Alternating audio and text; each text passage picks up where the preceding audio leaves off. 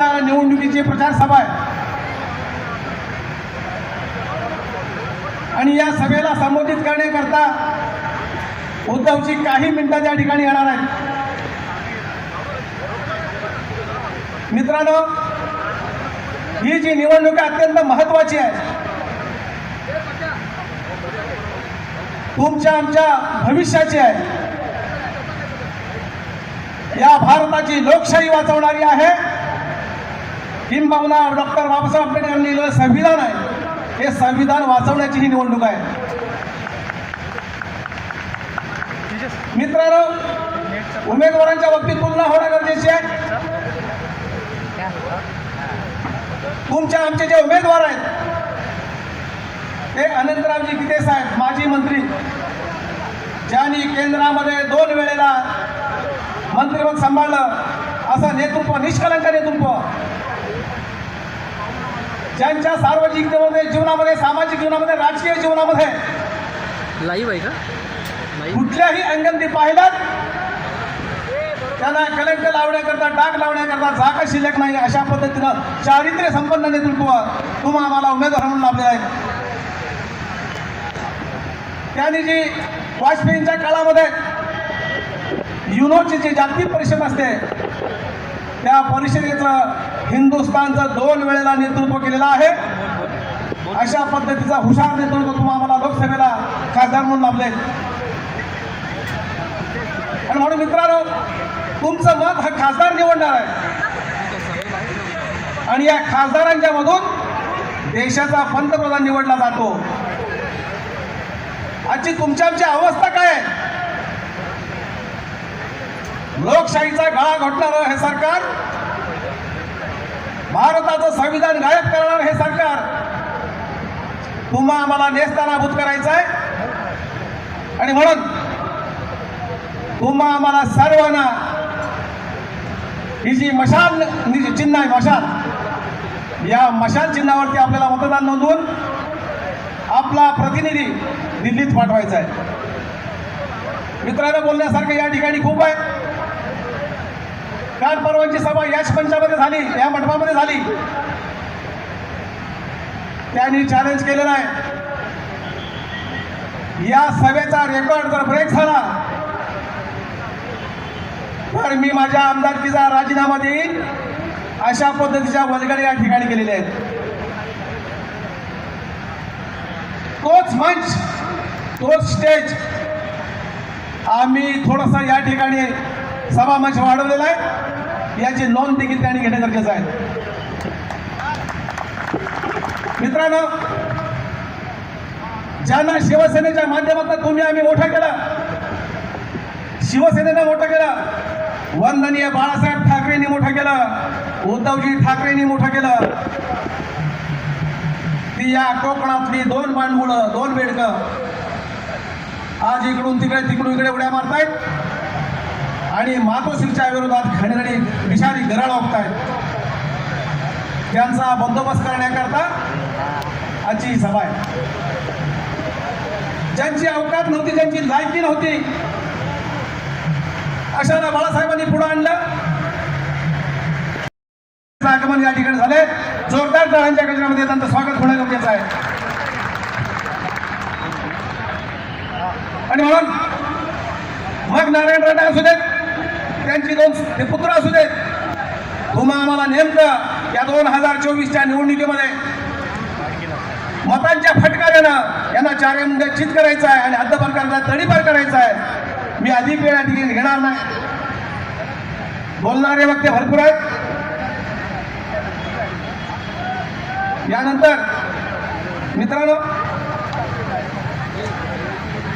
नेते मंडळांचं आगमन या ठिकाणी व्हायला लागलेलं आहे. मी यापुढे तुमचे आमचे सर्वांचे लाडके भावी आमदार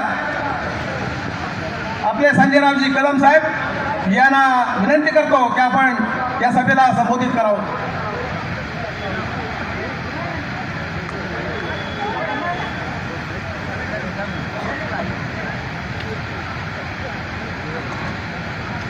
महाराष्ट्राचा आनंददैवत छत्रपती शिवाजीराजे त्याचबरोबर ज्यांनी या मराठी माणसाला न्याय हक्कासाठी पुढं आणलं आणि मराठी आज स्वाभिमानानं जगतोय ते स्वर्गीय बाळासाहेब ठाकरे यांना वंदन करून मी माझे 4 शब्दचं मार्गदर्शन आपणासमोर करणार आहे.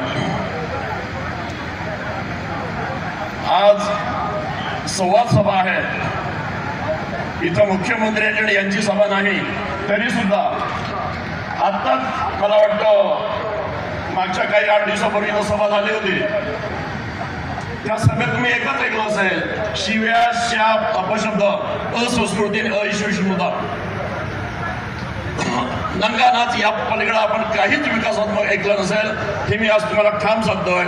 आणि त्या मला वाटतं ज्यांनी विराट सभेचं आव्हान केलं त्यांना विराट आणि अविराटचा शब्द जरी कळतो का इथपासून आपल्याला संशोधन करावं लागेल. आजच्या या सभेसाठी येणारं ज्यांनी 2.5 वर्षाच्या मुख्यमंत्री काळात जगात नावलौकिकता मिळवली आणि कोरोना काळात भारत देशात 1 नंबरचं काम करून ज्यांनी नावलौकिकता मिळवली ते आपले सर्वस्वी नेते शिवसेना प्रमुख उद्धवजी ठाकरे. त्यांच्या उपस्थित येणारे सुशिक्षित, सुजान, सुज्ञ आणि निष्कळंकित असे भावी खासदार अनंतराव गीतेजी, संजयराव कदम भावी आमदार. मी काही गोष्टी जरा वेगळ्या बोलणार आहे. मध्यंतरी बोललो होतो उद्धव साहेब ठाकरे खेळला होते त्यावेळेस, काका कृष्णा पिका कृष्णा को भेद पीक का कयो, वसंत समय येता काका काका पिका पिका. बंधुनी याचा अर्थ फार मोठा आणि खोल आहे. आता एप्रिल महिना उजाडेल, भरपूर ऊन वाढेल, कुणाचा त्रास वाढेल आणि कोकिला आपल्या मंजूर आवाजानं परमेश्वराला प्रसन्न करत असेल, अरे परमेश्वरा तुझा पाऊस पडू दे आणि त्याच्यातले काही अंश माझ्या दूषित पडू दे, जेणेकरून माझी पण ताण भागेल आणि या माणसाची, जनावरांची, पशुपक्ष्यांची पण ताण भागेल. परंतु कावडे मात्र ओरडत असतात काव काव काव आणि परमेश्वराला सांगत असतात, अरे परमेश्वरा ही गुरंढोरं, माणसं, जनावरं मरू देत आणि त्याला मला त्यांचा मांस खायला मिळू देत. आणि हे मांस खाण्यासाठी आणि खाल्लेला मांस पचवण्यासाठी, अपचन झालेला मांस पचवण्यासाठी ज्यांनी मातोश्री सोडली, ज्यांनी बालासाहेबांना सोडलं, जे मातोश्रीचे झाले नाही, जे बालासाहेबांचे झाले नाही, ज्या बालासाहेबांनी घडवलं ते तुमचे आमचे जनतेचे काय होणार. बंधूंनो, आई वडिलांना विसरतो, आई वडिलांची टीका करतो, तो कुठच्याच आई वडिलांचा मुलगा होऊ शकत नाही, तो माणूसच होऊ शकत नाही. आज 25-30 वर्ष एकाच आपण भाषण इथं ऐकतोय, काय ऐकतोय, शिव्या, शाप. दुसरं त्यांनी कधी आजपर्यंत विकासात्मक एक शब्द जर कधी बोललेला असेल तर मला दाखवा. मी आजही सांगतोय, मी शिवसेनेचा कार्यकर्ता नाही, मी कुठच्याच पक्षाचा कार्यकर्ता नाही, परंतु 2.5 वर्ष उद्धवजी ठाकरेंना जे काम केलं त्या कार्याची पावती म्हणून मी त्यांच्याकडे वळलो.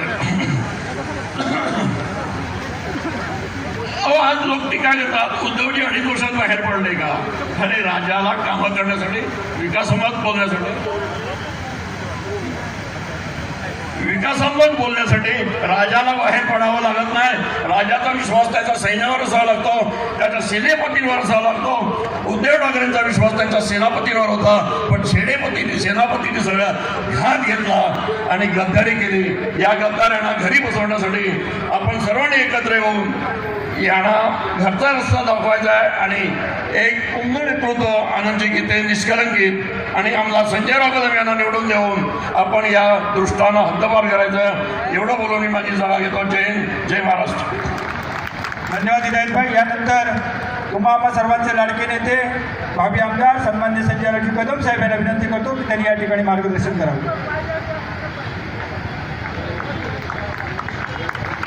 योगपुरुष छत्रपती शिवराय, भारतीय गणेश शिल्पकार परमपूज्य डॉक्टर बाबासाहेब आंबेडकर, हिंदू हृदय सम्राट वंदनीय शिवसेना प्रमुख बाळासाहेब ठाकरे, शिवसेना पक्षप्रमुख आणि महाराष्ट्र राज्याचे माजी मुख्यमंत्री आदरणीय उद्धवजी ठाकरे साहेब, युवा सेनेचे नेते आणि युवकांचे प्रेरणास्थान माजी मंत्री आदरणीय आदित्यजी ठाकरे साहेब, आजच्या ह्या विराट सभेला या ठिकाणी उपस्थित असलेले माजी केंद्रीय मंत्री आणि कोकणचे नेते, शिवसेना नेते आणि तुमचे आपले सगळ्यांचे भावी खासदार आदरणीय अनंतरावजी गीते साहेब, या कार्यक्रमानिमित्त उपस्थित असलेले शिवसेना जिल्हाप्रमुख सचिनजी कदम, शिवसेनेचे रायगड रत्नागिरी लोकसभा मतदारसंघाचे समन्वयक संजयजी कदम, शिवसेनेचे दापोलीचे संपर्कप्रमुख आमचे मित्र प्रवीणजी लाड, हिदायतभाई देसाई, राष्ट्रवादी पक्षाचे तालुकाध्यक्ष, तरुण सरपंच, या कार्यक्रमानिमित्त उपस्थित असलेले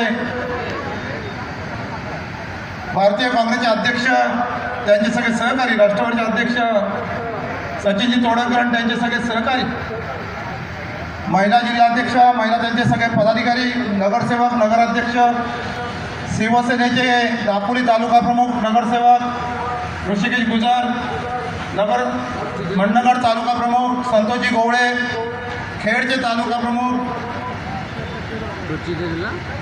संदीपजी कांबळे आणि त्याचबरोबर ज्याने आपल्याला या ठिकाणी मार्गदर्शन केले ते माजी सभापती आणि शिवसेनेचे उपजिल्हा प्रमुख विजयराव जाधव, या कार्यक्रमानिमित्त उपस्थित असलेले सगळेच आजी माजी नगरसेवक, माजी तालुका प्रमुख राजाभाऊ बेलोशे, मकबूलभाई दिनवाले, आपण सर्व या ठिकाणी उपस्थित सगळे तोलामोलाचे सर्व सन्माननीय कार्यकर्ते, पत्रकार बंधू भगिनी आणि मित्रांनो, भर उन्हामध्ये आज होळी लागलेली आहे. आज होळी लागणार आहे संध्याकाळी आणि होळीच्या पहिल्याच दिवशी आज ही या ठिकाणी शिवसेनेची विराट सभा माननीय पक्षप्रमुख उद्धवजी साहेबांच्या या ठिकाणी उपस्थितीमध्ये होणार आहे.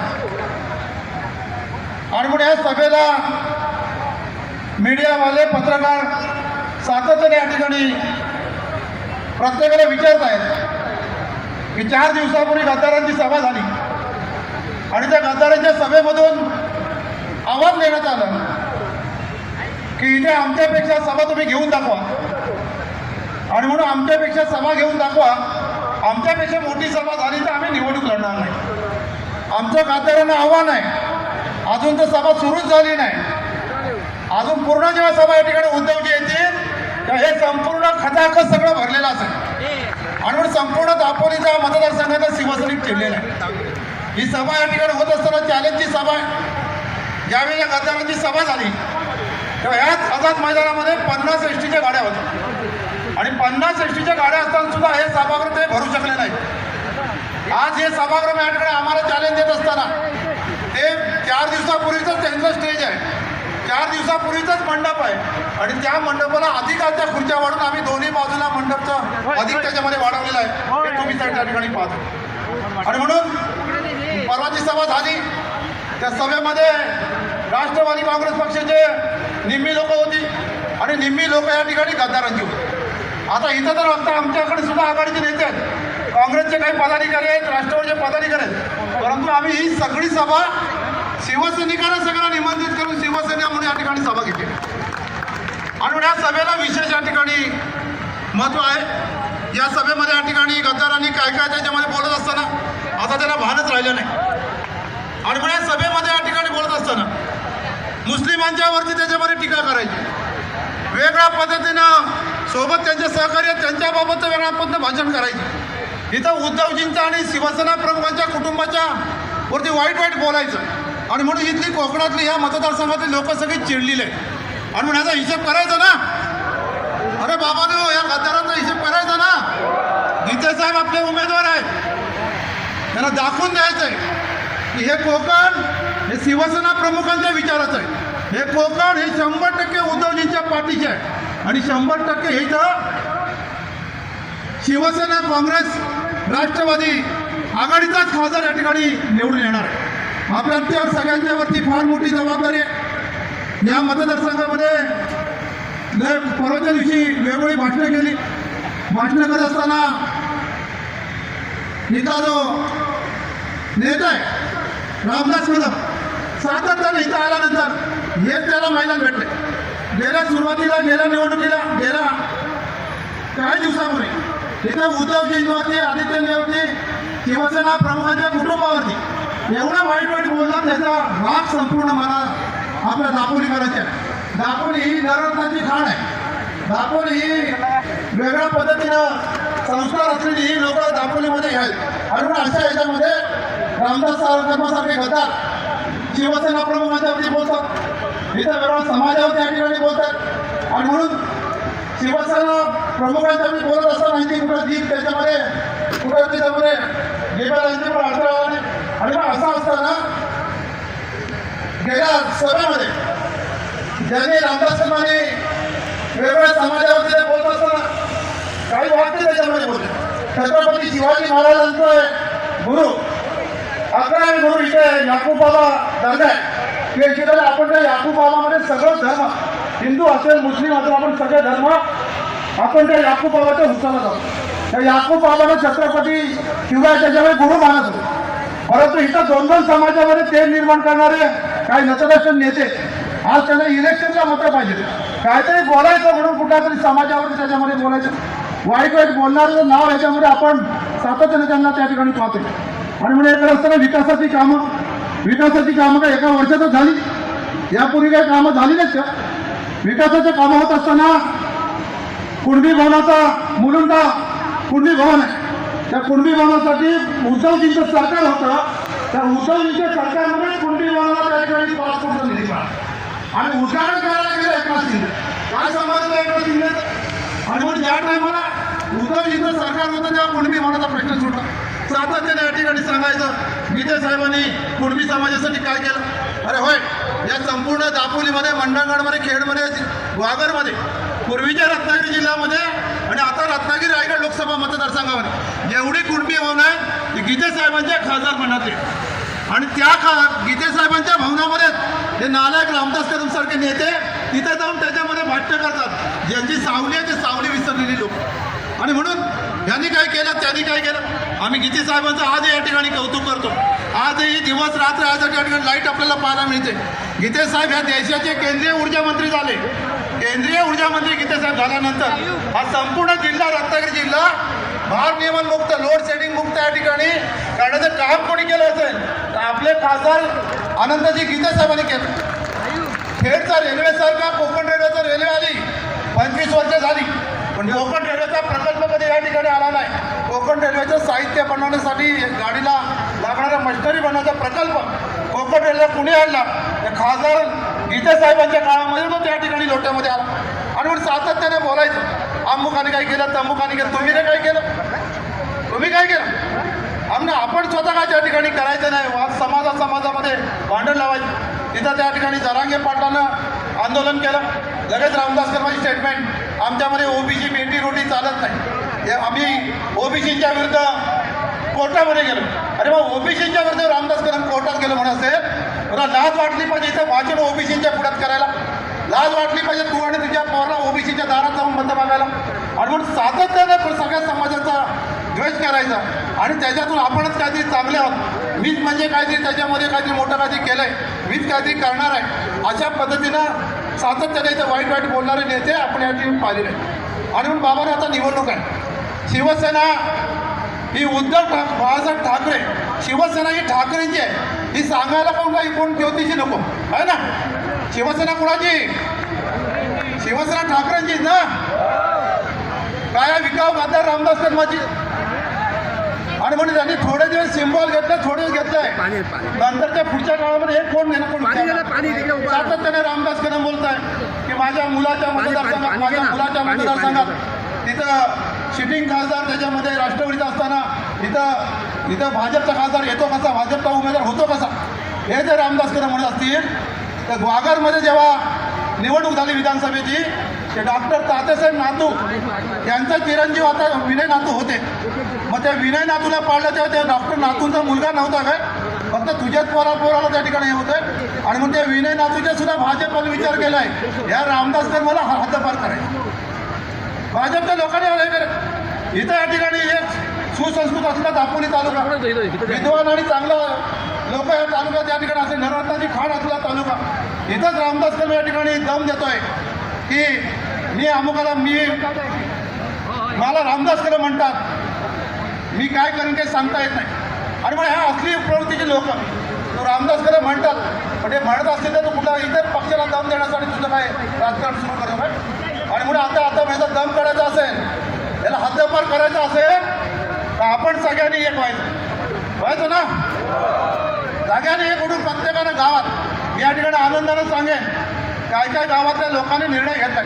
इथं आता पक्षप्रवेश फार मोठ्या प्रमाणामध्ये पक्षप्रवेशाला लोक आले.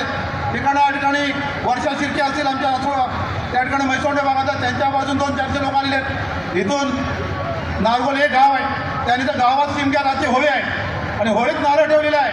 आम्ही 100% नारगोल हे गाव या ठिकाणी उद्धवजींच्या पाठीशी उभं राहतो. इथं कित्येक गावाचे सरपंच उपसरपंच त्यांनी सगळा निर्णय घेतलाय कुठल्याही परिस्थितीत या ठिकाणी याला घेतायचं. आणि म्हणून विकासाच्या कामाच्या बाबत आज हे सातत्याने या ठिकाणी वल्गना करतात. आणि म्हणून परवाच्या दिवशी इथं उद्घाटन झालं साहेब. उद्घाटन झालं भूमिपूजन केलं. इथं 400 कोटीचं नाव सांगितलं. 400 कोटीचं अर्धा मंडप भरू शकले नाही त्याच्यापेक्षा पुढे आपण मंडप नाही म्हणजे 400 कोटीला म्हणजे एक 400 माणसं देखील इथं नव्हती. 1 कोटी दिला तर एक माणूस येणं अशा पद्धतीनं खुर्च्या भरल्या गेल्या ह्याच्या 50 गाड्या या ठिकाणी एसटीच्या होत्या. आज मी आनंदाने सगळ्यांनी आम्ही गरिबाचे मी आमदार म्हणून या ठिकाणी काम केलं. गरिबी त्या ठिकाणी राहिलो पण माझी गरिबी या ठिकाणी आज नजरेसमोर या ठिकाणी लोकांच्या दिसते. आणि म्हणून आता त्याला धडा शिकवायची वेळ आली. रामदास कदम काय फार मोठं काय नाव नव्हे परंतु सातत्याने या ठिकाणी स्वतःच्याच पोरासाठी मुलगा या ठिकाणी सांगतोय की आजकाल त्यांनी बाईट दिले की आदित्य ठाकरेंनी वरणीच्या ऐवजी इथून उभं राहा. आदित्य ठाकरे कशाला मी एकटा बस आहे. मागच्या टायमाला वाचलायस तू मी एकटा बस आहे. आदित्य ठाकरे तर लांबच राहिले. आणि म्हणून मी सगळ्या उद्धवजींना सोडून गेल्यानंतर एक गद्दार आराम करून गीता साहेबांच्या उपस्थितीमध्ये राज्यातला पहिला माजी आमदार कुणी पक्षप्रवेश केला असेल तर तुमचा आमदार संजय कदम आहे. आणि म्हणून या ठिकाणी आदित्यला हे करतो काय मतं होती तुझ्याकडे 82,000 मतं मला मिळाली 95,000 मतं तुला मिळाली. फक्त काटाव 5 झालं 13,000 मतांनी. ती 13,000 इथं शिवसेना तुला कुठे घेऊन जाईल आहे ना. गावाच्या गाव इथं फरमानबाई काय फरमानबाई 600 मतदान झालं तर बोललं 600 मधून काय घेते सर तुम्हाला. अशी लोक पेटलेले आहेत लोक चिडलेले आहेत. आणि म्हणून आम्ही वाट बघतो निवडणूक कधी येते. चुकून ती गीते साहेबांची पहिली माझी पाहिजे होती आहे ना. गीते साहेब तुम्हाला देवत ना त्याच्या ज्या दोघांची सोबत झाली असती ना तर दोघांनी ज्याला नेऊन बुडवला. काय सांगितलं रामदास तटकरे सुनील तटकरेने सांगितलं लोट्याच्या मिटिंगमध्ये सभेमध्ये की 2014ला अनंत गीते 2000 निवडून आले. 2000 अनंत गीते जेव्हा निवडून आले तेव्हा मी पाठीमागं पुढं पहिल्या फेरीत पुढं पाठच्या फेरीत पुढं मागं राहून आम्ही शेवटला 2000 पडलो. पण आता रामदास कदम त्यावेळेस गीते साहेबांसोबत होते म्हणून गीते साहेब जिंकले. आता हे तटकरे अभ्यासपूर्वक भाषण ना मी आता भाषण ऐकलं आणि अभ्यास पण ऐकला. त्याला माहिती नाही की 2014ला रामदास कदम कपशीचा प्रचार करत होता की नाही. आणि त्यानेच उमेदवार त्याच्या रमेश कदमचा नावाचा उमेदवार दिला होता. बरं कपशीचा प्रचार केला तर रामदास कदमाला ह्या मतदारसंघामध्ये मतं किती मिळाली किती साहेब. दापोली विधानसभा मतदारसंघामध्ये रामदास कदमाला 7,800 मतं मिळाली. कपशीला किती 7,800. आणि त्या 7,800 पैकी 5,000 मनसेची म्हणजे राहिले किती रामदास कदम 2,800चा फक्त. आणि तो आम्हाला सभेचा चॅलेंज देतो सभा उद्धवजींनी घेऊन टाकावी. 2,800 त्याची आणि नोटाची मतं किती नोटाला मतं 4,500. रामदास कदमाला मतं 2,800 मनसेची 5,000 अशी मिळून सगळे 7,800. आणि गीते साहेबांना या ठिकाणी 2014ला 17,500चं मताधिक्य शिवसैनिकांनी दिलं. किती 17,500. आता त्या 2019ला निवडणूक याच गीते साहेबांबरोबर हा रामदास कदम आला 17,500चं मताधिक्य. याचं कॅबिनेट मंत्री, पर्यावरण मंत्री, पैसा चोर चोरलेला, वर्गात सोबतीला युवा सेनेचा चोर कमिटी, कुठली कमिटी? चोर कमिटीचा नेता. आणि मग त्याने त्या ठिकाणी सगळी ताकद लावली. गीते साहेबांना हा रामदास कदम सोबत नव्हता, 17,500 मतं अधिकची दिली होती. आणि सोबत रामदास कदम 2019ला आला मंत्री घेऊन. गीते साहेबांची मतं कमी झाली आणि त्याच्यामध्ये 1500 मतं कमी, 16,000 मतं फक्त मिळाली. आणि म्हणून मी परवा पण सांगितलंय की बरं झालं रामदास कदम मला सोबत गीतेनं तटकरेनं रामदास कदम मला सोबत घेतलंय. कारण तटकरेंसोबत रामदास कदम आता गेले आहे. अनंत गीतेसोबत 2014ला रामदास कदम नव्हता तेव्हा गीते साहेब निवडून आले. आणि 2019ला अनंत गीतेसोबत रामदास कदम गेला, गीते साहेबांचा पराभव झाला. आता 2024 आहे. आता रामदास कदम आणि तटकरेची युती झाले. आता तटकरे समजून घ्यावा की पराभव होणारा माणूस रामदास कदम तुझ्या सोबत. आता गीते साहेबांसोबत आम्ही आहे. नाही निकालाच्या आधी याचं येड काढलं तर नावं. आणि म्हणून यांच्याकडे दलाल झालेले आहे.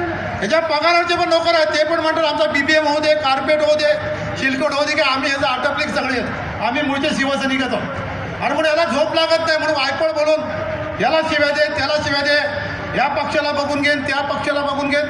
याला पण आपल्याला बघायचं आहे ना, बघायचं का नाही? बघायचं असेल ना, उद्या निवडणूक जाहीर झाली की आपण दाखवून द्यायचं आहे की ह्याला बघताना कशा पद्धतीने लोक बघणार आहे. आणि म्हणून आता इथं मी सगळ्याच गोष्टी बोलत असताना विकासाच्या दृष्टीनं मी सुद्धा आमदार होतो, त्याच्या अगोदर सुद्धा आमदार होते. हे सगळेजण आता आम्ही आमदार असताना सुद्धा कधी आमच्याकडे का फार का मोठा पोलीस बंदोबस्त नाही असं नाही. आता ह्या ठिकाणी दापोलीमध्ये शिमगा आला, देवळांच्यामध्ये चोऱ्या होत आहेत, देवळांमधले दानपेटे फोडले जात आहेत. आणि मग पोलीस स्टेशनमध्ये कोण आमचे गावकरी गेले, अहो गावातल्या देवाची चोरी झाली, देवाची दानपेटी फुटले, फिर्याद घेऊन त्या ठिकाणी पोलीस स्टेशनला लोक गेली. तर त्या ठिकाणी सांगितलं जातं पोलीस स्टेशनमधला आमच्याकडे पोलीस नाहीत, आमच्याकडे पोलीस आल्यानंतर तुमच्या त्या ठिकाणी चोरीचा तपास लावू. लोक विचारले पोलीस गेले कुठं, त्या बाप बेट्याकडे गेले, दोघांकडे 2-2 गाड्या देऊन पोलीस बंदूक ठेवली नाही. म्हणून येतील कधी, हे जेव्हा कधी मुंबईला जातील त्याच्यानंतर आल्यानंतर आम्ही तुमच्या गावातला चोर पकडाले. हे गावातल्या देवाचा चोर पकडायला सुद्धा पोलिसांची ही परिस्थिती कशी? ह्या ज्यांनी चोऱ्या खोक्या घेतलेत, ज्यांच्याकडे भरपूर त्याच्यामध्ये चोऱ्या करून पैसे नेले, चोरांची राखण करायला यांच्याकडे पोलीस आहे, पण देवाची सेवा करायला, राखण करायला, देवाचं सोनं शोधून आणायला या ठिकाणी पोलीस नाही. आणि म्हणून ही परिस्थिती या चोरांनी या ठिकाणी तयार करून ठेवलेली आहे. आणि सांगतात कायदा आणि सुव्यवस्था आम्ही त्या ठिकाणी करतो. इथं या ठिकाणी पोलीस बांधव आहेत सगळे, काय तिथले या ठिकाणी काय प्रशासन आहे, एवढं त्यांच्या आरी गेलेलं आहे की या प्रशासनामध्ये या ठिकाणी पोलीस पाटील भरती झाली. पोलीस पाटील भरतीमध्ये तरुण पोरं सगळी त्या ठिकाणी परीक्षेला बसली होती. परीक्षेला बसलेली पोरं पास झाली.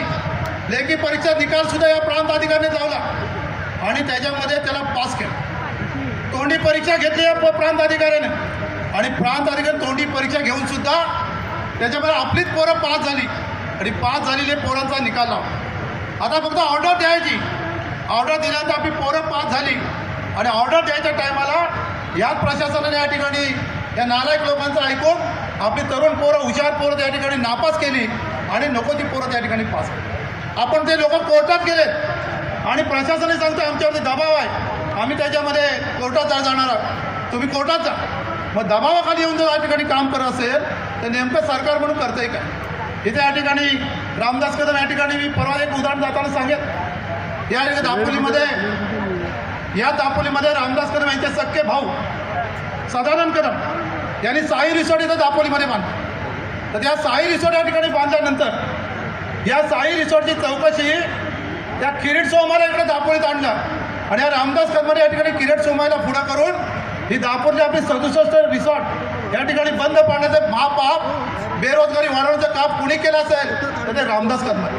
पहिला रामदास कदम मी असं केलंच नाही असं म्हणत होतं, परंतु त्याच्या दुर्दैवानं ते जे काय ज्याच्याशी त्या किरीट सोमाशी संभाषण करत होता त्याचा एक दलाल म्हणून ते कर्वे म्हणून या ठिकाणी माहितीच्या अधिकार असलेला तो कार्यकर्ता, त्याला सोबत घेऊन माहितीच्या अधिकारामध्ये इथले हॉटेल व्यावसायिक असेल, इथले धंदेवाले असतील, त्यांना अडचणीत कसं आणता येईल आणि ती किरीट सोमाची मदत घेऊन त्या ठिकाणी करत असताना आपण सगळ्यांनी पाहिले आणि त्याच्या काही क्लिप व्हिडिओ आणि काही पुरावे आम्हाला मिळाले.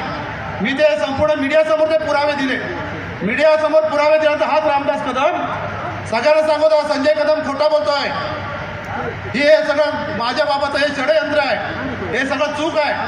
आणि नंतर थोड्या दिवसानं हाच रामदास कदम बोला होय होय मी बोललो मी केलं. हे सगळं आपण सगळ्या लोकांनी ऐकलं आणि मग त्याच्या हे करताना त्याचा स्वतः सख्खा भाऊ सदानंद कदम त्याला नेऊन जेलमध्ये टाकलं.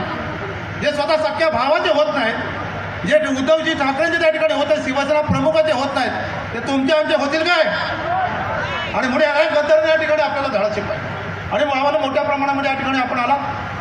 सगळंच आता साहेब अजून अर्धा पाऊण तास हे सगळं भरून जाईल. एवढ्या मोठ्या संख्येला तुम्ही आल्याबद्दल तुमचं सगळं धन्यवाद. कधीही तुम्ही या ठिकाणी हात मारा, रात्रीचा दिवस करून या ठिकाणी तुमच्या ताकदीला कसता तुमच्या कधी त्या तुमच्या आजारपणात असेल, तुमच्या प्रसंगात असेल, हा संजय कदम 24 तास तुमच्या पाठीशी उभा राहील असे शब्द मी सांगतो. जय हिंद, जय महाराष्ट्र. धन्यवाद भाऊ. एकदा एक जोरदार आपण घोषणा या ठिकाणी देऊया. हिंदू हृदय सम्राट शिवसेना प्रमुख श्रीमान बाळासाहेब ठाकरे यांचा आवाज कुणाचा, आवाज कुणाचा? उद्धव साहेब तुम आगे बढ़ो.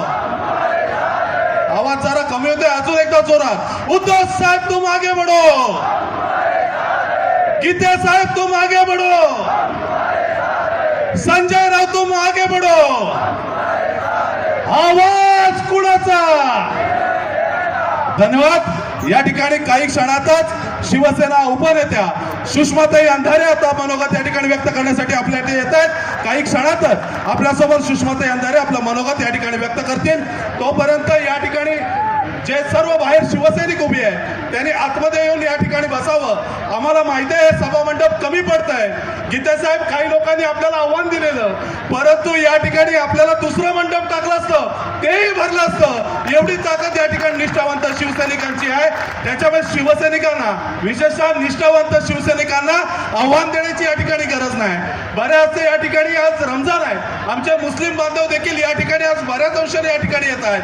रमजानात सुद्धा या ठिकाणी उद्धवजींच्या पाठीशी या ठिकाणी राहण्यासाठी मुस्लिम समाज देखील या ठिकाणी आलेला आहे. त्या सर्वांचं या ठिकाणी मी स्वागत करतो. आणि या ठिकाणी दापोली विधानसभा संपर्क प्रमुख, महिला संपर्क प्रमुख सामान्य माडिक मॅडम या ठिकाणी गर्जना देत आहेत, त्यांना आपण प्रतिसाद देऊया.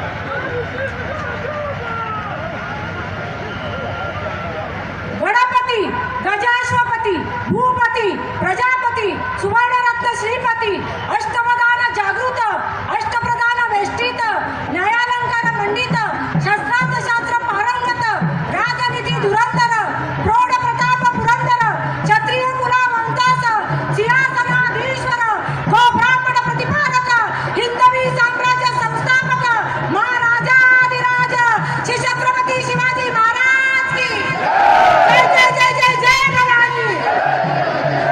अखंड हिंदुस्थानचे कैवारी, प्रबोधनकार सुपुत्र, देव देश धर्म, मराठी मनाचे मानबिंदू, हिंदू अस्मितेचे शिरोमणी, हिंदुस्थान हिंदू, हिंदू धर्म रक्षक, हिंदुस्थानचे एकमेव हिंदू हृदय सम्राट शिवसेना प्रमुख श्रीमान बाळासाहेब ठाकरे यांचा आवाज कुणाचा?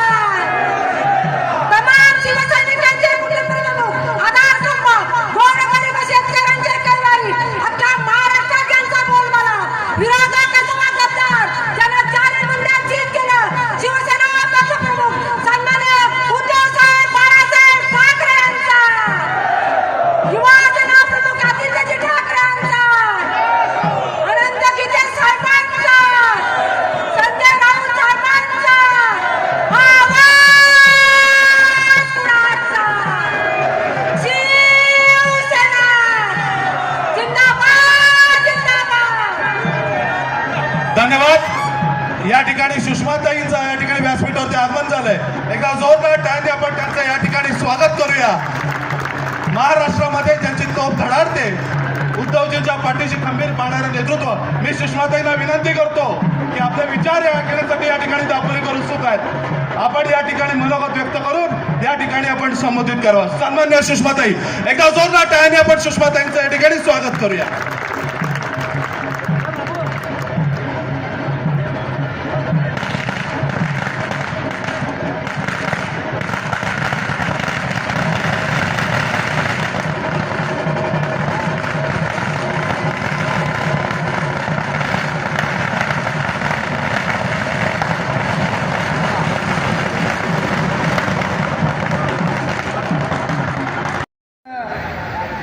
अवघ्या काही वेळामध्ये आगमन होणार आहे ते सन्माननीय पक्षप्रमुख उद्धव साहेब, त्यांच्या समवेत उपस्थित सर्व मान्यवर नेते, मंचावर आत्ता उपस्थित झालेले नेते सन्माननीय अनिल परब साहेब, खासदार अनंतराव गीते साहेब,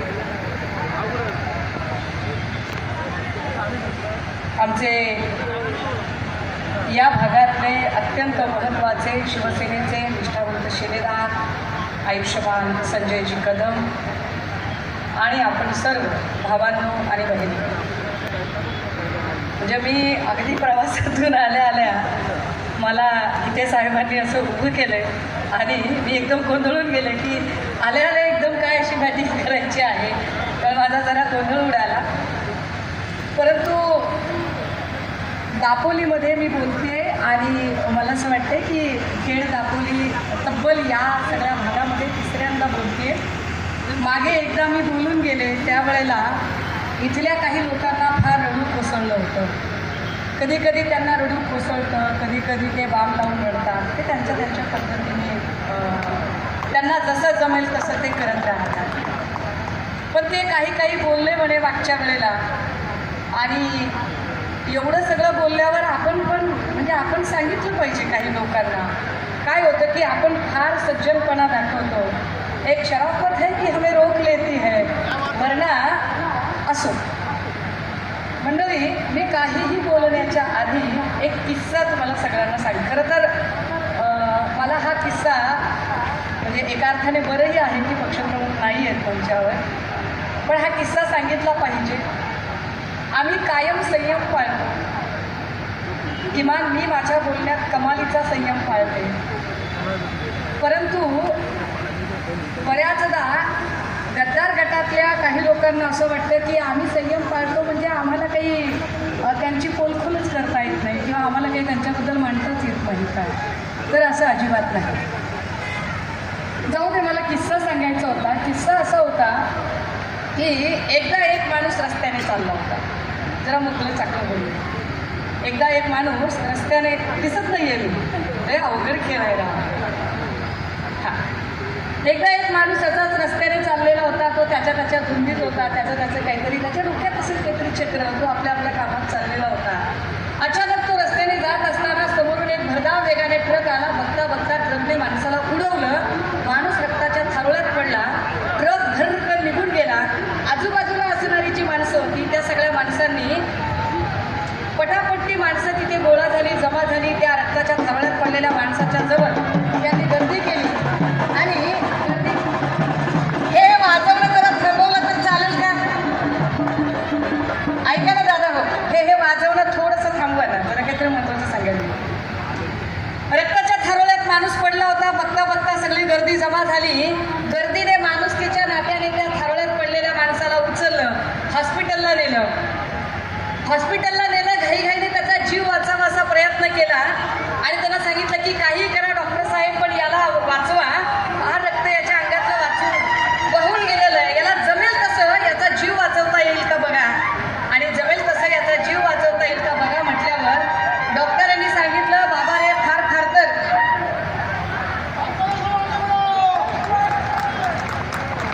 माझी वाजवणाऱ्यांना विनंती असेल, कृपया आपण शांतता राखा ना, जरा शांतता राखा ना, काहीतरी महत्त्वाचं सांगायचं. हां, आपण इथपर्यंत आलो होतो की रक्ताच्या थारोळ्यात माणूस पडला. बाकीची सगळी माणसं त्याला शोधत गेली. तिथून उचलला, हॉस्पिटलला नेला, डॉक्टरकडे नेला. डॉक्टरला त्यांनी सांगितलं की डॉक्टर साहेब याचा जीव वाचवा. डॉक्टर म्हणाले, मी फार तर फर्स्ट एड करू शकतो, प्रथम उपचार करू शकतो, माझ्याकडे काही फार काही नाही. ते म्हणाले, असं का? अहो म्हणाले, काय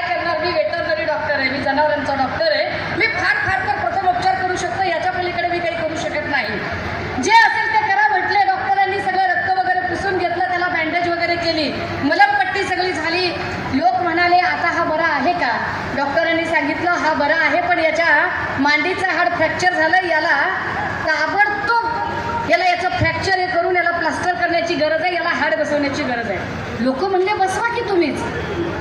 डॉक्टर म्हणले रेडे आहात का तुम्ही? मी तुम्हाला सांगतो की मी वेटरनरी डॉक्टर आहे, मी असं काही हाड बीड बसवू शकत नाही. अहो जमत नाही मला, मी जनावरांचा डॉक्टर आहे. हा माणूस आहे, माणसाचा ऍक्सिडेंट झालाय, माणसाच्या मांडीचं हाड फ्रॅक्चर झालंय. ते म्हणले सर काय होते त्याला? अहो कसं काय असं ना म्हणले, जीव वाचवायचा आहे त्याचं पुण्य वाटून घ्या. अहो तो नाही तर लंगडा होऊन जाईल बिचारा, काहीतरी करा म्हणले. डॉक्टर म्हणला ठीक आहे, I will try my best, मी माझ्या पद्धतीने काहीतरी प्रयत्न करतो.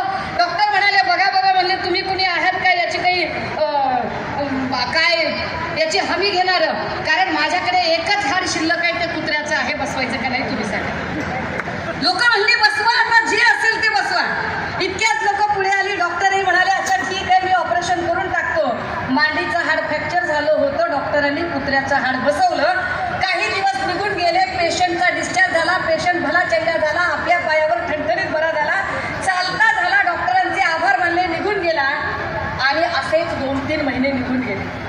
3 महिन्यानंतर एका बाजारामध्ये फिरत डॉक्टर तिथं पोहोचले होते. त्याच बाजारामध्ये तो पेशंटही आलेला होता. साहजिक आहे, डॉक्टरला आपला पेशंट बघून आनंद होणं फार स्वाभाविक होतं. डॉक्टर खुश झाले, अरे वा वा वा वा म्हटले. कुणालाही आपलं गिराईक बघितल्यावर आनंद होतो. पण डॉक्टर म्हणले अरे वा वा वा वा, पेशंट कसा आहे काय नाही. तो म्हणला डॉक्टर एकदम बरा आहे. पाय काय म्हणतोय? एकदम चांगला आहे. लचकतोय का? अजिबात नाही. चमका निघतायत का? बिलकुल नाही. शिलका निघतायत का? बिलकुल नाही. अवकाळ कापणीचा पाय दुखतोय का? काही होत नाही. डॉक्टरला आश्चर्य वाटलं, आपलं ऑपरेशन इतकं सक्सेस कसं काय झालं? म्हणजे पाय दुखत नाही, चमका निघत नाही, शिलका निघत नाही, अवकाळ कापणीचा त्रास होत नाही, काही होत नाही. अवकाळ कापणी कळते का तुम्हाला? अवकाळी पावसाला आमच्याकडे मराठवाड्यात अवकाळ कापणी म्हणतात बरं का. तर म्हणजे असं कसं काय? डॉक्टर खुश झाले, आपापल्या कामगिरीवर स्वतःला शाबास दिले. डॉक्टर पुढे चालायला लागले. पेशंटही पुढच्या रस्त्याने चालायला निघाला. पेशंट साधारणतः एक 10-15 पावलं चालला होता. डॉक्टरही इकडे चालत निघाले होते. अचानक पेशंटच्या मनात काय आलं कुणास ठाऊक, तो माणूस गर्रकन वळला आणि म्हणला डॉक्टर साहेब जरा थांबा. डॉक्टर म्हणाले का रे बाबा काय झालं? तो म्हणला नाही साहेब, म्हणला एक महत्वाचं काम आहे. डॉक्टर म्हणाले अरे आत्ताच तर मी तुला विचारलं तुझी तब्येत बरी आहे का? तू म्हणाला चांगली आहे. मी तुला विचारलं तुझा पाय दुखतोय का? तू म्हणाला दुखत नाही. मी म्हणालो अवकाळ कापणीत काही चमका शिलका निघतात का? तू म्हणाला काहीच झालं नाही. मग आता काय प्रॉब्लेम आहे?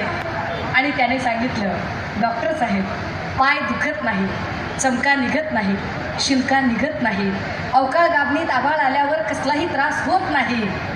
मग प्रॉब्लेम काय आहे? पाय दुखत नाही, चमका निघत नाही, शिलका निघत नाही, काही होत नाही, मग प्रॉब्लेम काय आहे? आणि तो माणूस बोलता झाला डॉक्टर साहेब पाय दुखत नाही, चमका निघत नाही, शिलका निघत नाही, काय होत नाही. मग ते फक्त असं रस्त्याच्या कडेनं चाललं, झुडपाड बघितलं की एक टांग फक्त वर होते. हे काय सांगावं लागते माहिती आहे का? रामदास कदमांसारख्या माणसाबद्दल बोलताना हे सांगावं लागतं, ठरवून सांगावं. ज्या रामदास कदमांना एवढं शिवसेनेने दिलं, ज्या रामदास कदमांना मातोश्रीने एवढं दिलं, जेव्हा जेव्हा सत्ता आणि स्वार्थ त्यांना नडला तेव्हा तेव्हा ते असेच, जेव्हा जेव्हा सत्ता स्वार्थ पुढे आला तेव्हा तेव्हा ते असेच, जेव्हा कधी त्यांना कुणी काही देत नाही तेव्हा रडायचा घरा काढायचं ते काही सोडत नाही. लोकांना वाटेल ताई तुम्ही असं बोलताय का? हो, आम्ही असं बोलायला भाग पाडलं जातं.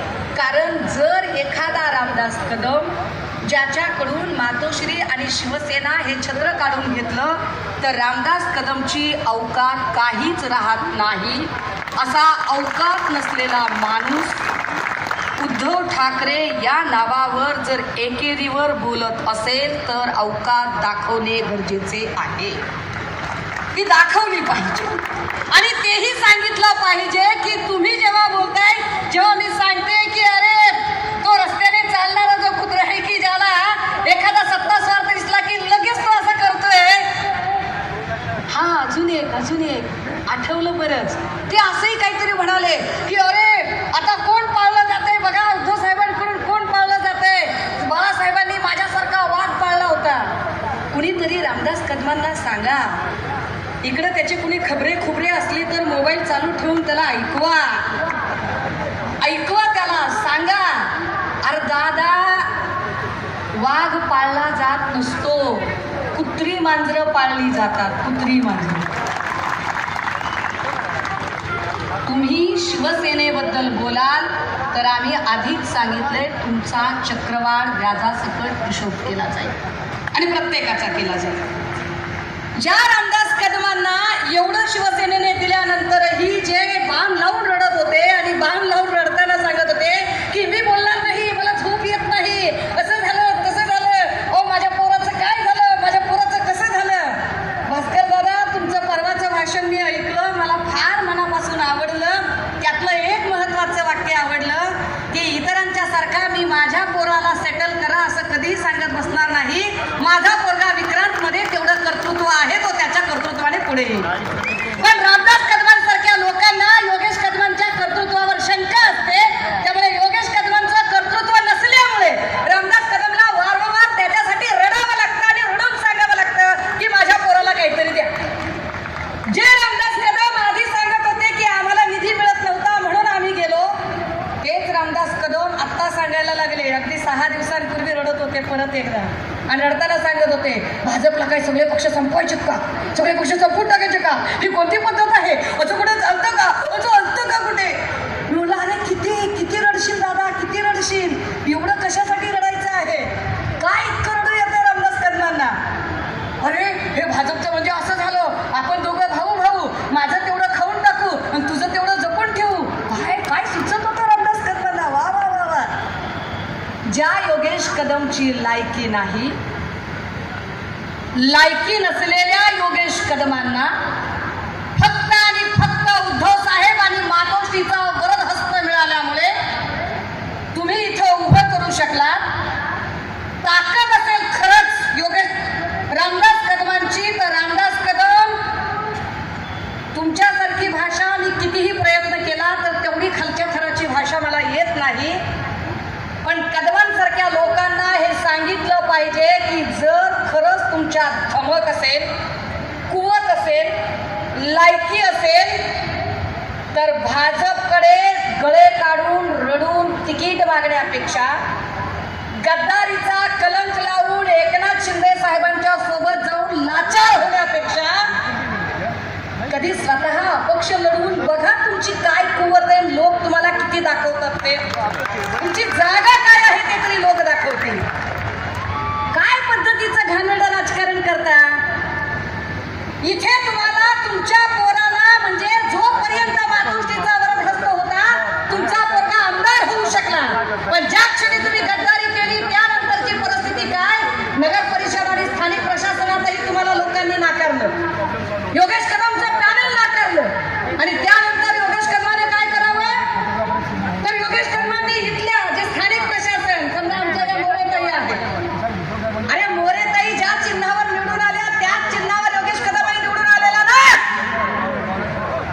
त्या योगेश कदमने मग मोरेताईंना किंवा त्यांच्या सगळ्या पॅनलला किंवा त्यांना कामच करता येऊ नये या पद्धतीची सगळी मांडणी करायची.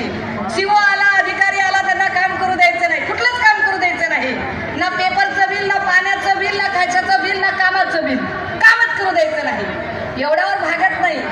मला त्यांनी सांगितल्यावर आश्चर्य वाटलं की मोरेताईंच्या पोराची पंचायत समितीच्या कामावरून, सरकारी कामावरून कमी करण्यापर्यंत जर योगेश कदमची मदत जात असेल तर योगेश कदम, मी तुम्हाला अजिबात म्हणणार नाही की तुम्ही बांगड्या भरा, कारण बांगड्यांमध्ये प्रचंड ताकद असते, प्रचंड ताकद असते.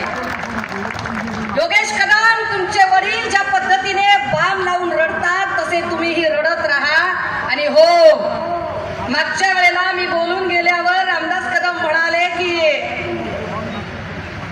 आता शिवसेनेकडे एक नवीन हिरोईन आलेली आहे. अरे हो, चित्रपटात जसा हिरो आणि नायक असतो तशी हिरोईनही महत्वाची असते. आता नायिका प्रधान चित्रपट आहेत. रामदास कदम, मी तुमच्यासारखी खलनायक किंवा खलनायिका नाहीये, किमान हे तरी तुम्ही मान्य करता, हे जास्त महत्वाचे नाही का दादा. हो, लोकसभेचं बिगुल वाजलेलं आहे.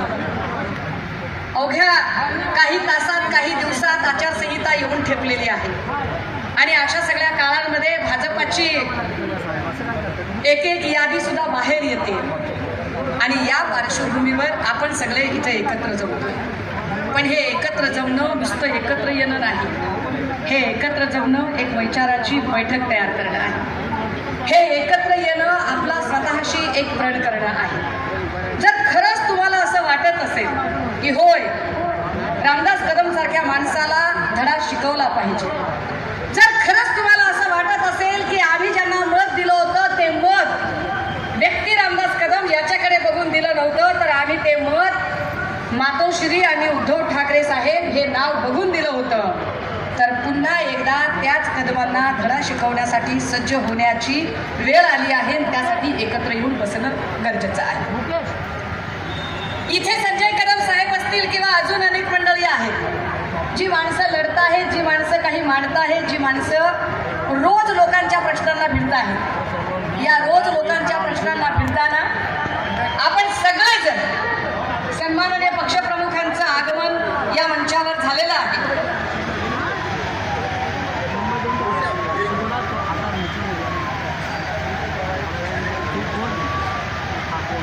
सन्माननीय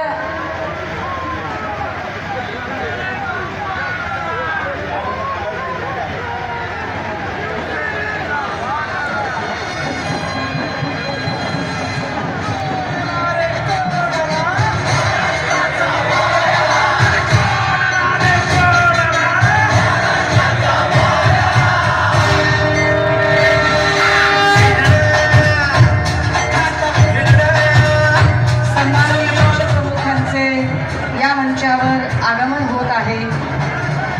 तमाम खेडवासियांच्या दापोलीवासियांच्या वतीने शिवसेना पक्षप्रमुख सावंत शिलेदार संजय कदमजी आणि त्यांच्या आदरणीय उद्धव साहेब ठाकरे यांचं या ठिकाणी आगमन होत आहे. एका जोरदार टाळ्या साहेबांचं या ठिकाणी स्वागत करूया. उद्धव साहेबांचे आणि वंदनीय त्यांच्या समवेत हिंदू सम्राट शिवसेना प्रमुख माननीय बाळासाहेब ठाकरे यांचे सर्व विचार घेऊ. शिवसेनेच्या निष्ठावंत नेत्यांचे मनपूर्वक हार्दिक हार्दिक स्वागत.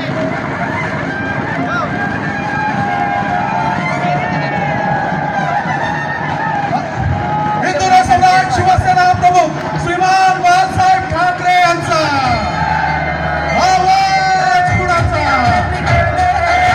उद्धव साहेब तुम आगे बढ़ो. उद्धव साहेब तुम आगे बढ़ो. उद्धव साहेब तुम आगे बढ़ो.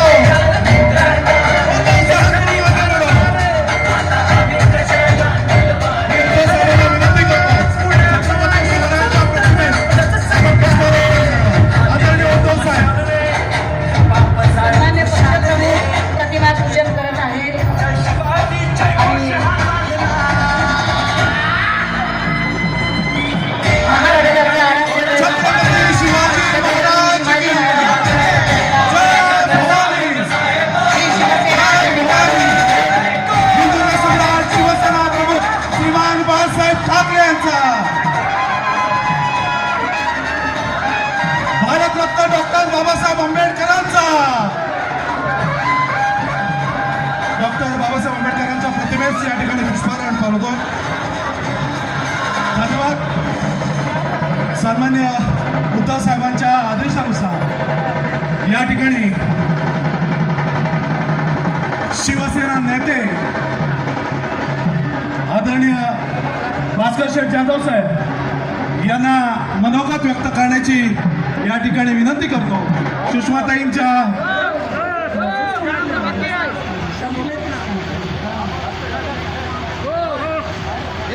प्रतिमा पूजनानंतर लगेच शिवसेनेचे ज्येष्ठ नेते तथा रत्नागिरीचा बुलंद आवाज निष्ठावंत शिलेदार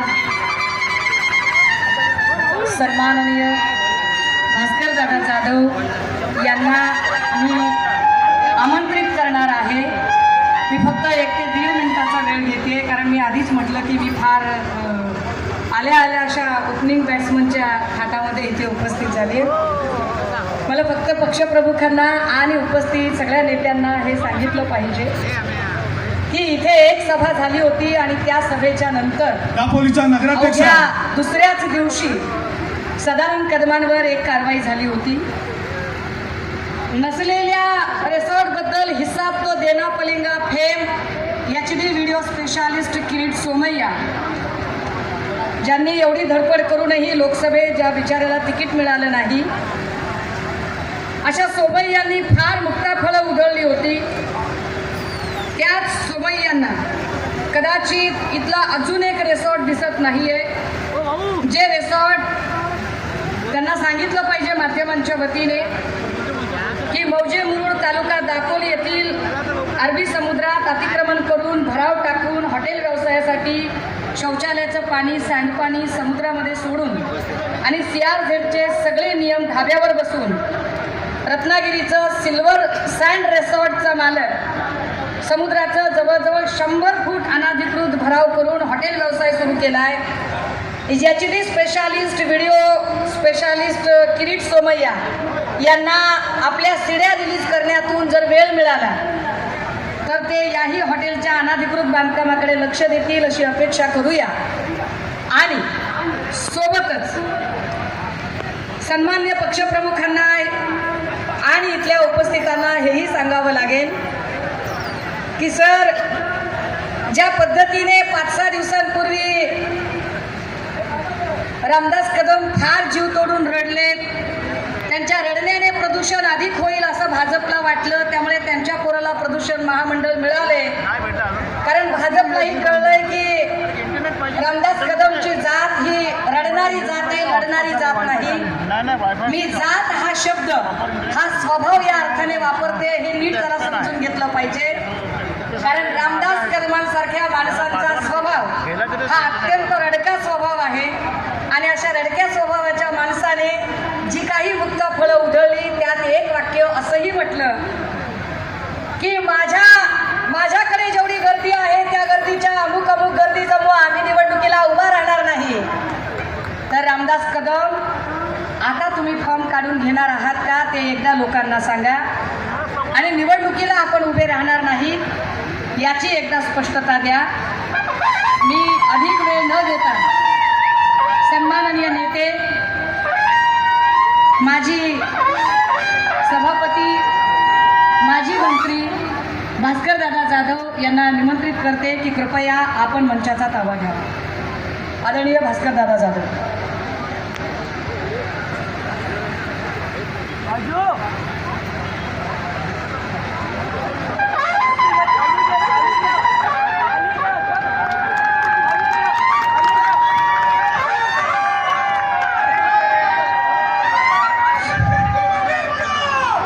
छत्रपती शिवराय ज्यांना आपण सर्वांनी निवडून देण्याचा निर्धार आणि निश्चय केलेला आहे, ते आपल्या शिवसेनेचे नेते माजी केंद्रीय मंत्री सन्माननीय अनंतरावजी गीते, आपल्या जिल्ह्याचे माजी पालकमंत्री अनिलजी परबसाहेब, आपल्या उपनेत्या सुषमाताई अंधारे आणि आपला घराघरातला खऱ्या अर्थानं प्रत्येकाला आपला घरातला माणूस वाटावा, लहाना थोरांनी ज्याला भाऊ भाऊ म्हणून बोलावं, ते आपले भावी आमदार माझे मित्र संजयराव कदम, व्यासपीठावरील काँग्रेसचे जिल्हाध्यक्ष अविनाशजी लाड, सर्व पदाधिकारी, लोकप्रतिनिधी, पत्रकार मित्र आणि मोठ्या संख्येनं उपस्थित असलेल्या बांधवांनो, भगिनींनो आणि सहकारी मित्रांनो, मी फक्त एकच विषय सांगणार आहे. सध्या जी काय टीकाटिप्पणी सुरू आहे त्या टीकाटिप्पणीचा अनेक वेळा अनेकांनी, आता तर सुषमाताई अंधारे यांनी खरपूस समाचार घेतलेला आहे. आणि मला वाटतं संजय रावांचं भाषण झालं त्या संजय रावांनी तर त्यांचा 4 खरपूस समाचार घेतला असेल. घेतला की नाही घेतला? आणि म्हणून मी त्याबद्दल काय फार बोलणार नाही. परंतु परवांच्या दिवशी कोणतरी म्हणालं की निसर्ग चक्रीवादळ ज्या वेळेला आलं त्यावेळेला माननीय उद्धव साहेबांनी या भागामध्ये मदत केली नाही. खोटं बोलायची मला अजिबात सवय नाही, परंतु NDRFचे निकष बदलून या महाराष्ट्रामध्ये पहिल्यांदा NDRFचे म्हणजे केंद्रीय सरकारचे जे निकष असतात त्याच्यापेक्षा दामदुप्पट लोकांना मदत करण्याचं काम जर कोणी केलं असेल तर ते उद्धव बाळासाहेब ठाकरे यांनी मुख्यमंत्री म्हणून केलं. हे सांगतात सरकार पडल्यानंतर पैसे मिळाले नाही. जाऊन आकडेवारी बघा. उद्धव साहेबांनी एकूण मदतीला जी द्यायची रक्कम होती, पालकमंत्री इथं परब साहेब बसलेले आहेत, आपण त्यावेळेला आढावा घेतला, त्यावेळेला एकूण लागणाऱ्या रकमेपेक्षा 58 कोटी रुपये हे जास्त आजही रत्नागिरी जिल्ह्यामध्ये शिल्लक होते. एवढे पैसे माननीय उद्धव साहेबांनी दिले. कोकणाकरता कोकण पूरग्रस्त किंवा पूरमुक्त व्हावा म्हणून 10,000 कोटी रुपयाची कोरोनाचं संकट असताना सुद्धा बजेटमध्ये तरतूद ही उद्धव साहेबांनी केली. आज परवांच्या दिवशी संजय रावांना सगळे पुरावे मी हातामध्ये दिले, सगळे GR हातामध्ये दिले आणि सांगितलं की आज जे नाकाचा शेंडा वर करून बोलतात की उद्धव साहेबांनी या कोकणाकरता काही दिलं नाही. जगामध्ये कोरोनानं हाहाकार माजवला होता, अक्षरशः जग हतबल झालं होतं, पण त्या परिस्थितीमध्ये हतबल जर कोण झाला नव्हता तर हे तुमचा नेता माननीय उद्धव बाळासाहेब ठाकरे झाले होते. कोरोनाचा सामना करता करता त्यांनी संपूर्ण महाराष्ट्राला विशेष करून आपल्या कोकणावर प्रेम असल्यामुळं कोकणाला जे पैसे दिले ते GR सगळे संजय रावांच्या मी हातामध्ये दिले. 1 जानेवारी 2022 रोजी उद्धव साहेबांनी घेतलेल्या निर्णयाचा विकासाची कामं आज या ठिकाणी होत आहेत आणि याने उद्धव साहेबांना धोका कधी दिला? 20 जून 2022 रोजी. याचा अर्थ आज जे हे मिरवतात, मी बोर्ड लावतात, ती सगळी कामं उद्धव साहेबांच्या कारकिर्दीमध्ये झालेली आहेत, हे लक्षात ठेवा. संजय राव, कोणतरी तुम्हाला आणि मला नाच्या म्हणून उल्लेख करतो, आपण नाचणारे म्हणून आपले उल्लेख करतो. आज मला तुम्हाला प्रश्न विचारायचा आहे आणि कोणाला मतदान करणार या सुद्धा तुमच्या सत्सविवेक बुद्धीला मला हात घालायचा आहे, साथ घालायची आहे, हात घालण्याच्या साथ घालायची आहे. होय, संजयराव कदम हे नेहमी पंढरपूरला वारीला एकादशीला जातात. होय, माझ्या पंजोबांपासून माघ महिन्याची एकादशीची वारी आमची घरची ठरलेली आहे. आम्ही पंढरपूरला जातो, पंढरीच्या पांडुरंगाच्या पायाशी त्या वाळवंटामध्ये आम्ही गळ्यामध्ये टाळ घालून आम्ही नाचतो. आमची चेष्टा करताना या तमाम महाराष्ट्रातल्या वारकरी बांधवांची चेष्टा होते, वारकरी बांधवांची चेष्टा होते. होय, गणपतीमध्ये संजय कदम असतील ना तर आम्ही नाल घेऊन त्या गणपतीची आरती करतो. आम्हाला तुम्ही टिंगल करता, अरे आमची करत नाही तर त्या गणरायाची करता आणि गणेश भक्तांची करता, हे विसरू नका. दुसरी गोष्ट, आता कोकणामध्ये शिमगा झालेला आहे. या शिमग्यामध्ये विशेष करून आपल्याकडे तो नाच असतो ज्याला ते गोमूचा नाच म्हणतात ना, ज्याला आपण शिमग्यातलं सोंग नाचवतो म्हणून म्हणतात. विशेष करून हा सण किंवा हा नाच कोणता समाज जास्त करतो? कोणता समाज करतो? कुणबी समाज जास्तीत जास्त. गुहागर तरी म्हणजे मला इतकं सगळं माहित नाही, तो कुणबी समाज जास्तीत जास्त करतो. एका बाजूला त्या कुणबी समाजाचे मतदान मागायचं आणि दुसऱ्या बाजूला त्या कुणबी समाजाची असलेली परंपरा त्या शिमग्यामध्ये आज पिढ्या नाचतायत. त्यांची गोमू म्हणून, त्यांचा नाचा म्हणून, त्यांचा टिंगलटवाळी करायची. अशा माणसांना तुम्ही मतदान करणार आहात का? त्याचबरोबर महाराष्ट्रामध्ये मराठा व्हर्सेस ओबीसी वाद सुरू झाला.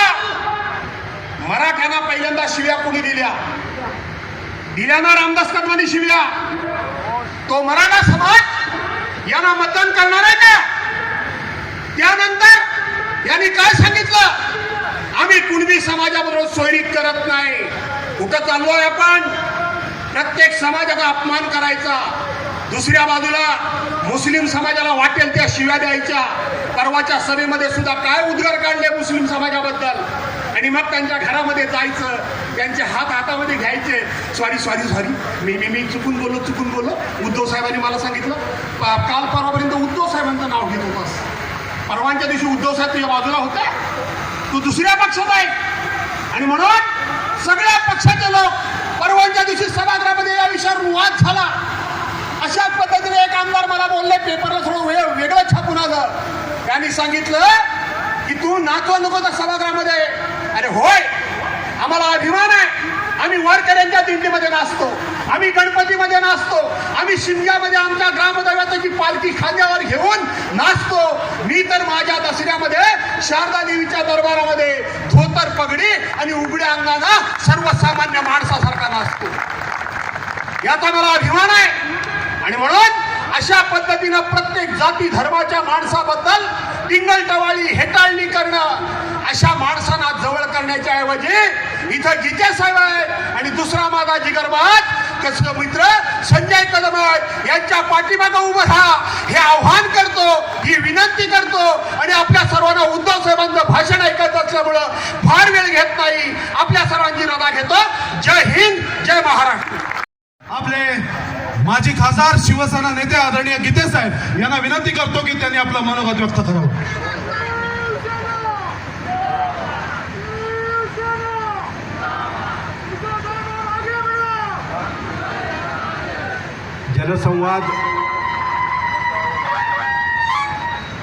जनसंवाद मेळाव्याच्या निमित्तानं व्यासपीठावर उपस्थित आपले पक्षप्रमुख आदरणीय उद्धव बाळासाहेब ठाकरे, माझे सहकारी नेते ॲडव्होकेट अनिल परब, भास्करराव जाधव, व्यासपीठावर उपस्थित असलेले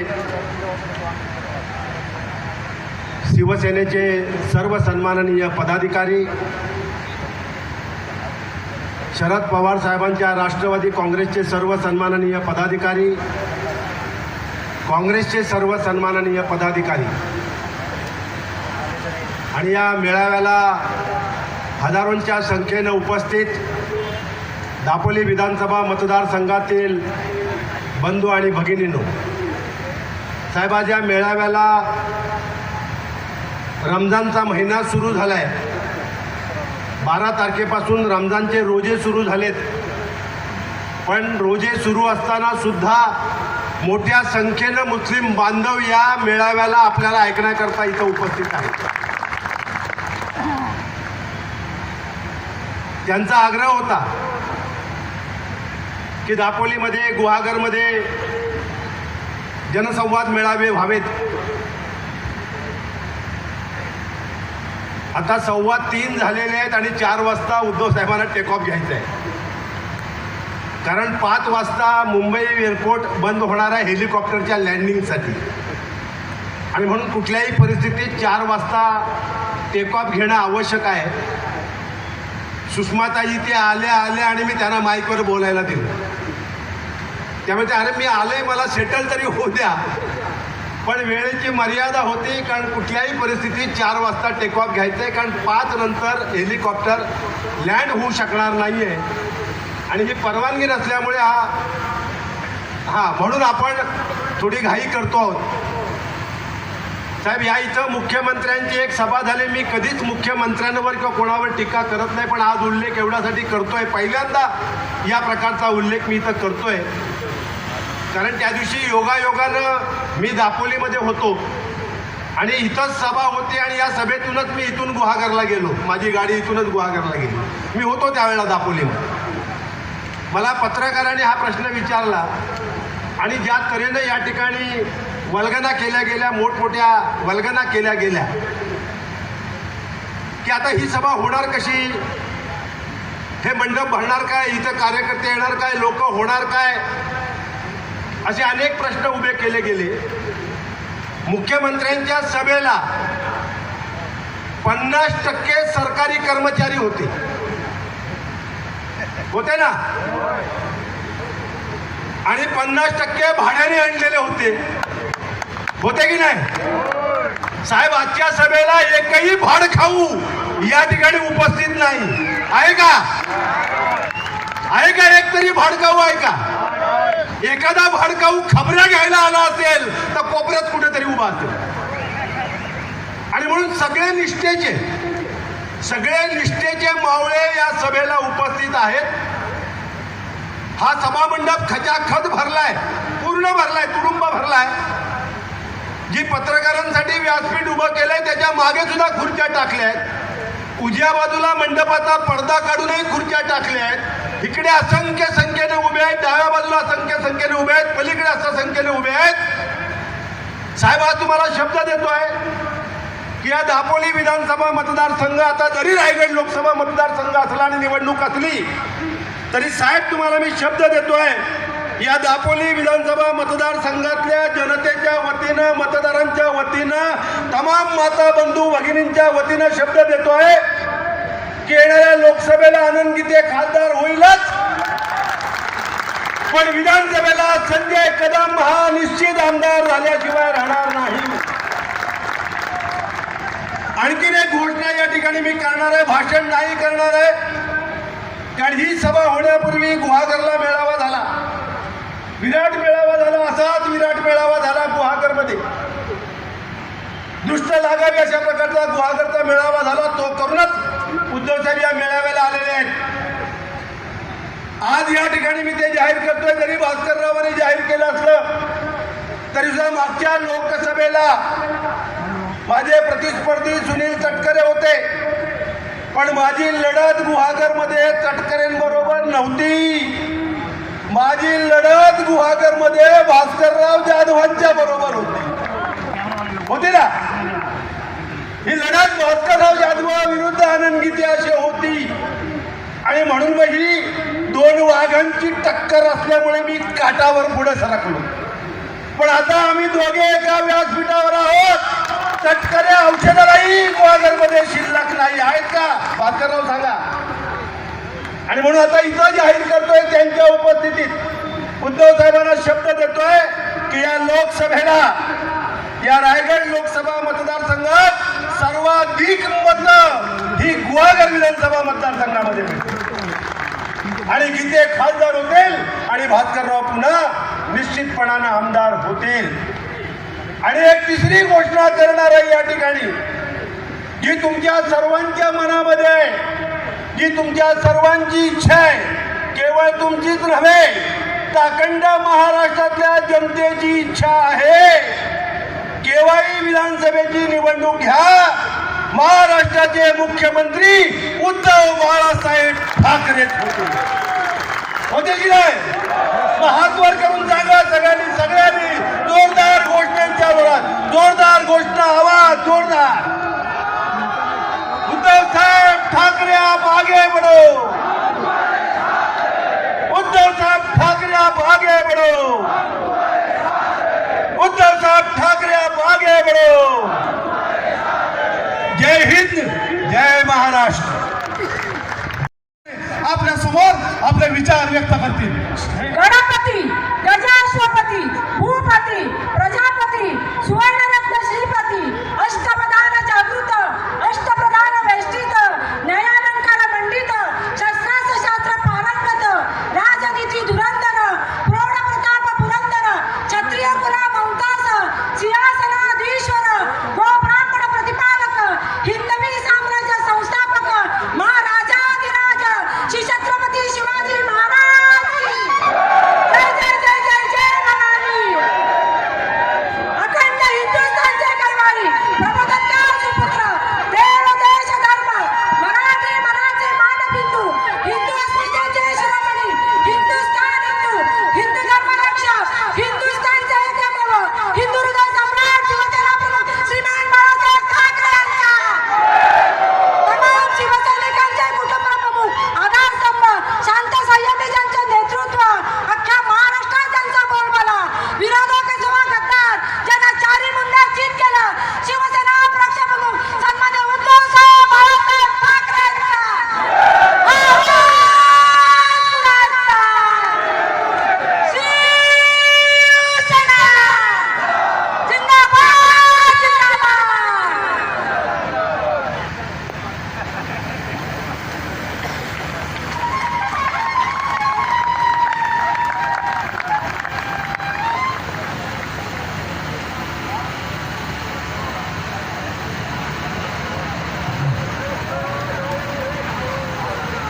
जमलेल्या माझ्या तमाम हिंदू बांधवांनो, भगिनींनो आणि मातांनो, निवडणुका तोंडावरती आहेत, त्याच्यामुळे सभेला वेळ काळ सगळी बंधनं माफ आहेत. फक्त रात्री 10 वाजेपर्यंत तसं पाहिलं तर आजचा दिवस काही सुट्टीचा नाही आणि आत्ताची वेळ सुद्धा अशी विचित्र आहे, ही सभेची वेळ नाही. आणि तरी देखील तुम्ही किती वेळ झाला इकडे थांबल्यात माझ्यासाठी मला माहिती नाही. मी तुम्हाला सर्वप्रथम धन्यवाद देतो. एक एक जण भास्करराव काय, सुषमाताई काय, गीते साहेब काय, त्याच्यानंतर आमच्या सुद्धा घोषणा उद्या, हे सगळे आपले तोफगोळे आहेत. मला भाषण करायची गरजच नाही. हे असे एक एक तोफगोळे त्यांच्यावरती आदळल्यानंतर फक्त गुहागर कशाला महाराष्ट्रामध्ये शिल्लक नाही राहणार आहेत. आणि भास्करराव, तुम्ही मगाशी बोलताना बोलले होते की त्यांचे भाजपाचे शीर्षस्थ नेते त्यांच्यावरती काहीतरी बोलत आहेत. आणि मी तिथे बोललो होतो की भारतीय जनता पक्ष म्हणजे आता जो भाडोत्री जनता पक्ष झाला आहे त्याचं सध्या शीर्षासन सुरू आहे. हे खाली डोकं वर पाय. आता तुम्ही इथे म्हणालात कोणतरी तुम्हाला नाच्या म्हणालं. म्हटले नाच्या बोलणारे यांचा दिल्लीत मुजरा आणि गल्लीत गोंधळ सुरू आहे. हे हुजरे आहेत, या हुजऱ्यांकडे लक्ष देऊ नका. यांना काय नुसतं मनाचं बोट चाटवलं किंवा कोपराला गुळ लावला की हे शांत बसतात. आपण यांना इतके वर्ष पाहत होते, यांच्याकडे लक्षसुद्धा देऊ नका, कारण आपली लढाई त्यांच्याशी नाहीच आहे. भाडोत्री जनता पक्षाकडे माणसं शिल्लक नाही राहिली म्हणजे आपलीच फोडून त्यांना गद्दारीचं दूध पाजून आपल्यावरती सोडता येते. हे एवढे हे नीच आहेत की त्यांना माहीत आहे की उद्या जर का मारामारी झाली तर यांच्या म्हणजे आपल्यात होईल. या भाडोत्री जनता पक्षांचे कपडे साफ, त्यांच्या अंगावर डाग पण उडणार नाही, म्हणजे रक्त आपलं सांडलं जाणार. पण दुर्दैवाची गोष्ट अशी की त्यांना नाही कळत. त्यांना आपल्याकडनं जे द्यायचं ते सगळं देता येईल तेवढं दिलं होतं. अजूनही आता काल परवा आणखी एक जण गेला. जे जात आहेत आणि जे गेलेत दोन प्रकारचे.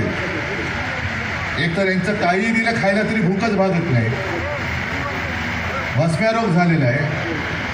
आणि दुसरं एवढं खाल्ले की अजीर्ण होईल, अपचन होईल. ईडी, इन्कम टॅक्स, CBI वाले डॉक्टर त्यांचा इलाज करतील म्हणून भाजपात गेले. म्हणजे अपचनावरती औषध तरी घ्यायला गेले किंवा आणखीन काहीतरी खायला गेले. आहे ठीक आहे, सगळ्या गोष्टी तुम्ही बघता आहात. मी आणखीन काही वेगळं तुम्हाला सांगण्याची गरज आहे असं वाटत नाही. पण सध्या राज्यभर फिरताना मला एक दिसतंय की संपूर्ण महाराष्ट्र आता पेटलेला आहे. शेतकरी पेटलेत, कामगार पेटलेले आहेत, तरुण आहेत, महिलासुद्धा रागवलेल्या आहेत. आणि सगळे एकच म्हणतात की यांनी आम्हाला फसवले. आणि आज मी जाहीरपणाने सांगतो की तो जो एक भारतीय जनता पक्ष होता, आम्हाला एक त्याच्याबद्दल आस्था होती. आम्हाला असं वाटलं होतं की जे आमचे शिवसेना प्रमुख सांगायचं आहे की हिंदुत्व हे आमचं राष्ट्रीयत्व आहे, जो हा आपल्या देशाला, ह्या देशाला आपला मानतो तो आमचा आहे. तो जातपात धर्माने कोणी असला तरी तो आमचा आहे. पण यांचं हिंदुत्व भलतं निघालं. आम्ही आज जो काही विचार मांडतो आहोत की आमचं हिंदुत्व हे घरातली चूल पेटवणारं हिंदुत्व आहे, म्हणून इकडे मुस्लिम बांधव सुद्धा आलेले आहेत.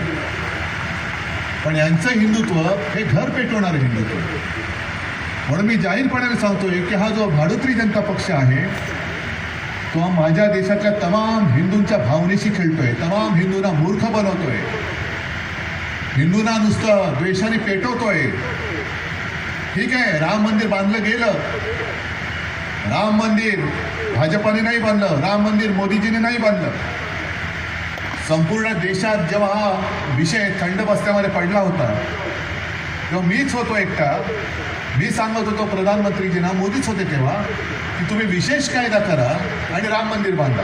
नाही बांधू शकले, हिंमतच नाही. दुसऱ्याने काहीतरी केलं काय टिकोजीराव जाऊन तिकडे बसतात. मग कोर्टाने निर्णय दिला, राम मंदिर बांधलं गेलं. आणि राम मंदिराच्या वेळेला अनेक जण मला सांगत होते, भीती व्यक्त करत होते की उद्धवजी जरा आम्हाला भीती वाटते. म्हटलं आता कसली भीती, राम मंदिर झालं तर तीच भीती आहे. म्हटलं काय आतमध्ये खरंच रामाची मूर्ती असेल ना? हो बरोबर ना? का माझाच फोटो येणार, माझीच मूर्ती येणार? कारण फोटोमध्ये तुम्ही बघितलं असाल स्वतःला हे हिंदुत्ववादी मानतात, पण यांच्या आजूबाजूला शंकराचार्य नसतात. आज जो भाजप आहे त्या भाजपमध्ये शंकराचार्यांना स्थान नाही आहे, पण भ्रष्टाचारांना स्थान आहे. हा आमचा भाजप, हे यांचं हिंदुत्व, आणि आम्हाला हिंदुत्व शिकवतात. एवढं तुम्ही हिंदुत्ववादी आहात तर जे शिवसेना प्रमुखांनी काश्मीरी पंडितांसाठी केलं होतं ते आज देखील इतके वर्ष झाल्यानंतर काश्मीरी पंडित जे देशभर विस्थापितासारखे सगळीकडे पसरले, ज्याला महाराष्ट्राने आधार दिला, त्यातला एक सुद्धा काश्मीरी पंडित आज सुद्धा मोदीजी तुम्ही जगातले सगळ्यात ताकदवान, अमितजी तुम्ही सुद्धा जगातले सगळ्यात ताकदवान पंतप्रधान आणि गृहमंत्री आहात. मग तुमच्या राजवटीमध्ये काश्मीरी पंडित अजूनही त्यांच्या घरामध्ये काश्मीरमध्ये का जाऊ शकलेले नाहीत याचं पहिलं उत्तर द्या. आणि मग तुम्हाला जर तुमच्यात काही शक्ती किंवा काही नीतिमत्ता राहिली असेल तर मग तुम्ही हिंदुत्वावरती बोला, मी गेल्या काही दिवसांपूर्वीच्या सभेत बोललो होतो की हे गृहमंत्री कसे आहेत, तिकडे अरुणाचलमध्ये चीन बसतोय, तिकडे नांगी टाकतायत, शेपूट घालतायत आतमध्ये. अरुणाचलमध्ये जे काय भयभीत झालेले आहेत ते काय हिंदू नाही आहेत? अरुणाचलमध्ये मोदी जायला तयार नाहीत, अरुणाचलमध्ये अमित शहा जायला तयार नाहीत, पण आमच्याकडे येऊन फडा काढतात आणि मणिपूरमध्ये जाऊन शेपूट घालतात. हे तुमचं हिंदुत्व? ही अशी सगळी गोष्ट यांची चाललेली आहे. आणि मला तुम्हाला विचारायचं आहे की मी मुख्यमंत्री होतो, महाविकास आघाडीचं सरकार, आज सुद्धा माझ्या व्यासपीठावरती काँग्रेस सुद्धा आहे, राष्ट्रवादीचे सुद्धा नेते आहेत. ज्या वेळेला इकडे आपत्ती आली तेव्हा महाविकास आघाडीच्या सरकारने इथे मदत केली होती की नव्हती आणि तुमच्यापर्यंत पोहोचली होती की नव्हती एवढं मला सांगा. हो की नाही? पोचले होते ना. आणि ती सुद्धा मोदीजी तुमचे सरकार जे तुम्ही निकष लावले त्याच्या पलीकडे जाऊन, कारण ती तुटपुंजी मदत, तुम्ही बाकी कायदे सगळे बदलत असाल, बदलताय, पण मदतीचे जे निकष ठरवले ते अजूनही जुनेच घेऊन बसतायत. महागाई वाढले पण निकष काय तुम्ही बदलायला तयार नाही. ते निकष बदलून आम्ही म्हणजे आपल्या सरकारने माझ्या जनतेला मी प्रामाणिकपणाने मदत केली होती. कसल्या गप्पा मारता तुम्ही विकासाच्या? आज सुद्धा इकडे मच्छीमार बांधव आले असतील, आलेत काही? आता तुम्ही मला सांगा, तुमच्या समुद्रात म्हणजे आपल्या समुद्रात LED लावून बोटी कुठून येतात? गुजरातमधून येतात की नाही येत? जाऊन करा, तक्रार करा, अमित शहाना तक्रार करा आणि मोदींना तक्रार करा आणि सांगा या गुजरातमधून जी घुसखोरी चाललेली आहे त्या घुसखोरीला आडून दाखवतो. जर माझ्या इथला एखादा मच्छीमार तिकडे गेला, कारण तिकडे कदाचित मासच नसतील, कारण सगळं विकास म्हणून सगळं उजाड करून टाकला असेल असं म्हणायचं नाही, पण कदाचित असेल म्हणून तुम्ही आमच्या इकडे म्हणजे एक तर आमच्या अधिकारावरती तुम्ही गदा आणतातच आहात. महाराष्ट्रामध्ये जे उद्योग येत होते आणि महाराष्ट्रामध्ये जे उद्योग होते अगदी हिरे बाजारात सकट, ते सगळे गुजरातला घेऊन चालले. माझं गुजरातबद्दल काही द्वेष नाही आहे, आकस नाही. मी आज सुद्धा सांगतो, इथे सुद्धा गुजराती बांधव आले असतील, जे गुजरातच्या हक्काचं असेल ते आपलं इंडिया सरकार आल्यानंतर सुद्धा आम्ही तुम्हाला दिल्याशिवाय राहणार नाही, हा माझा शब्द आहे.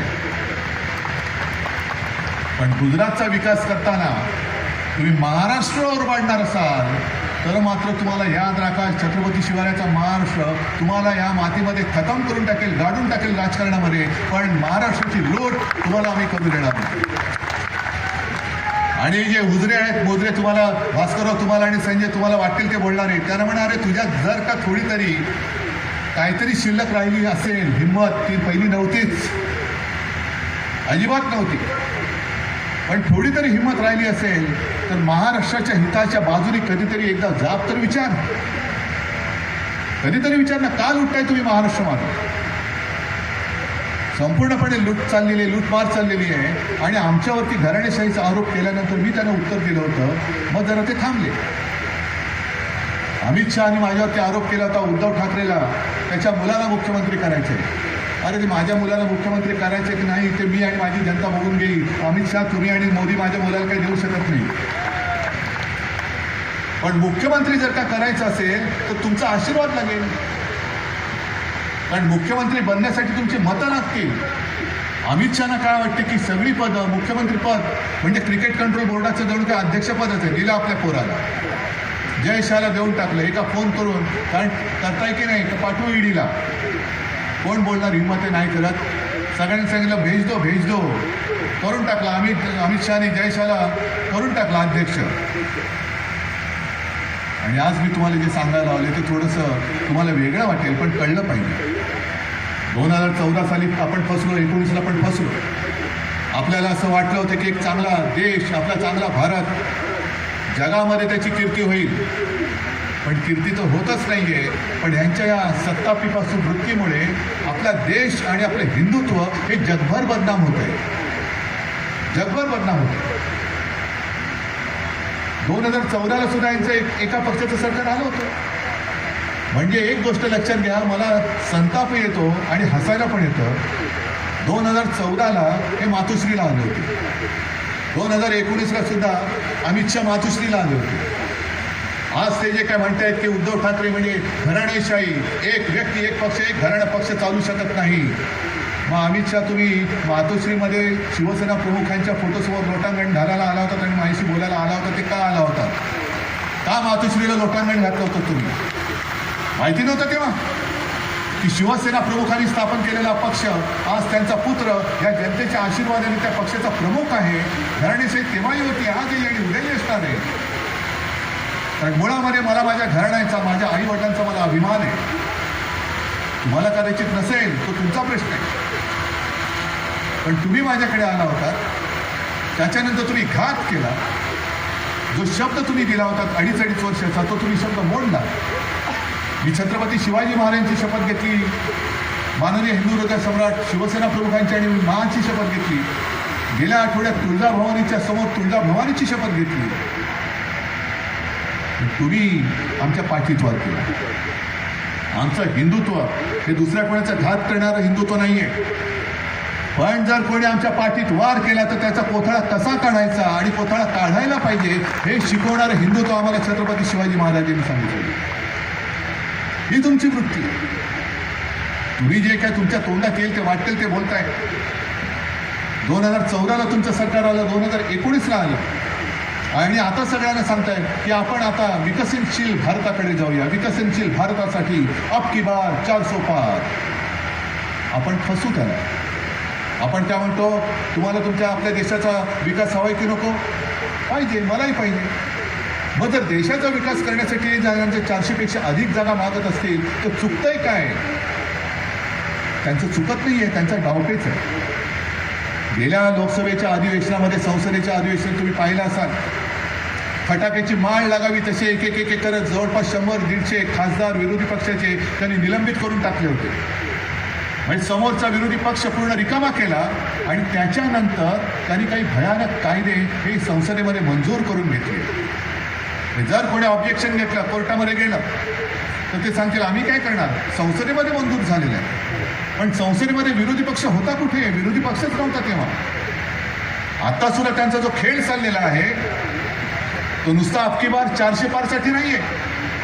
400 पार झाल्यानंतर डॉक्टर बाबासाहेब आंबेडकरांनी जी एक घटना आपल्याला दिलेली आहे, पवित्र घटना, पवित्र संविधान आपल्याला दिलेलं आहे, ती घटना यांना बदलायची आहे. ते संविधान यांना बदलायचं आहे. आणि हे माझ्या मनातले खेळले.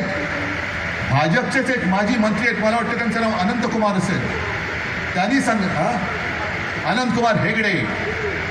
अनंतकुमार हेगडेनी शिवसेना प्रमुख असं तर बोलले असते यांना काय केले, ते हेगडेने यांना काय केले ते सांगितलं असतं.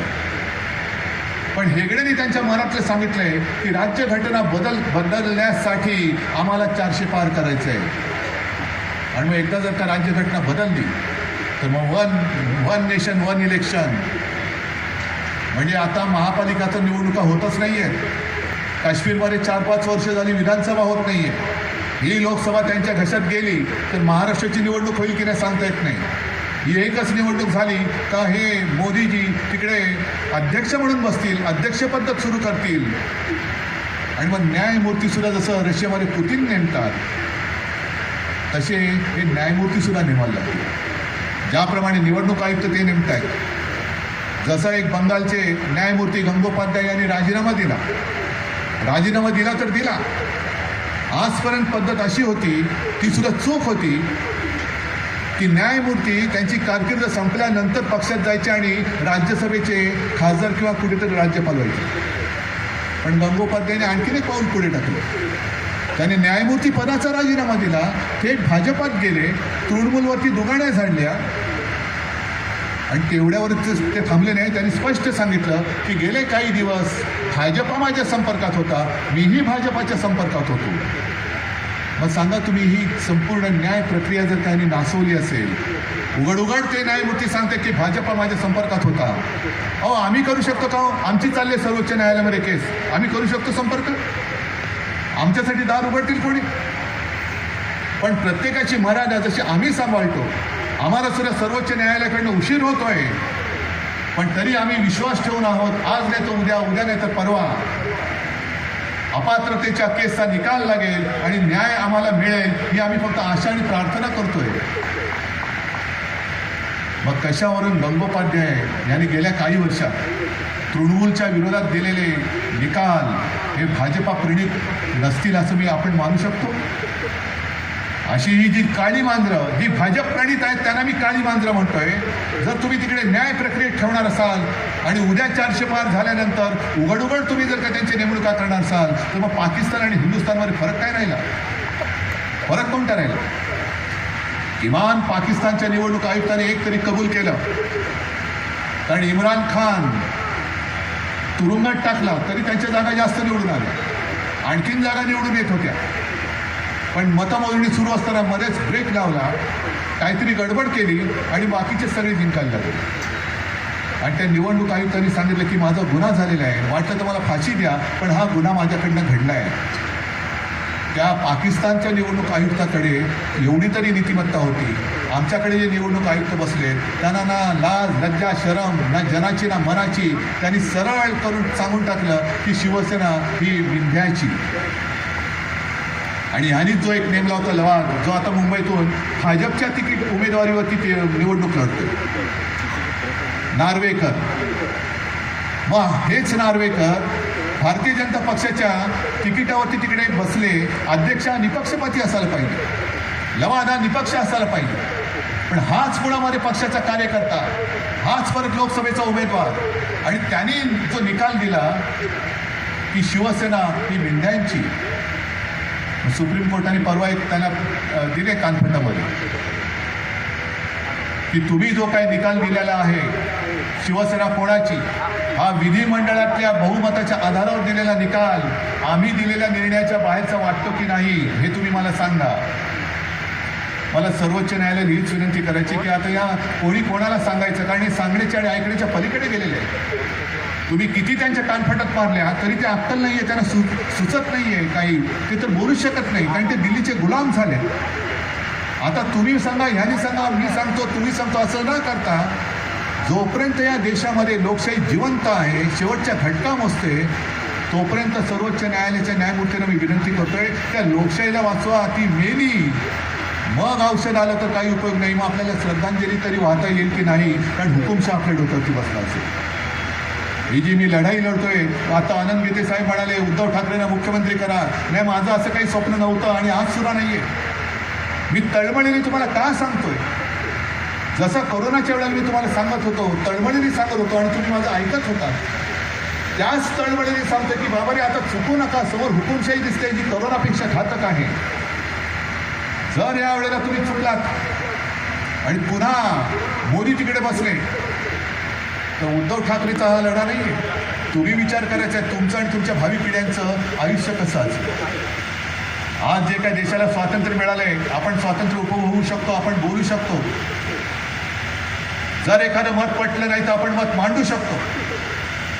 जर हे हुकुमशाह आपल्या डोक्यावरती बसले तर आपण बोलूही शकणार नाही. लॉकडाऊन कायमचं आपल्या आयुष्यामध्ये होईल आणि भावी पिढ्या ज्या जन्माला येतील, जसं आज म्हणजे काल मी प्रवास करताना एका चौकात मला थांबवलं, सगळे शिवसैनिक जमले होते, अगदी हो मुस्लिम बांधव सुद्धा होते त्याच्यामध्ये. म्हटलं काय रे? नाही साहेब, पुतळ्याला हार घालायचा. तर म्हटलं कोणाचा पुतळा आहे? मी बघितलं तर भगतसिंगांचा पुतळा. म्हटलं आलोच मी, उतरलो आणि भगतसिंगांच्या पुतळ्याला माल्यार्पण केलं. किती वर्ष झाली भगतसिंग जाऊन, आज सुद्धा त्यांची आपण पूजा करतो, कारण हे सगळे क्रांतिकारक होऊन गेले म्हणून आपल्याला स्वातंत्र्य मिळालं. आणि त्यांच्या नंतर आपण इतके वर्ष आलो, या आपण त्यांच्या भावी पिढ्या आज देखील त्यांची पूजा करतो. आपल्या भावी पिढ्या आपल्याला काय म्हणतील?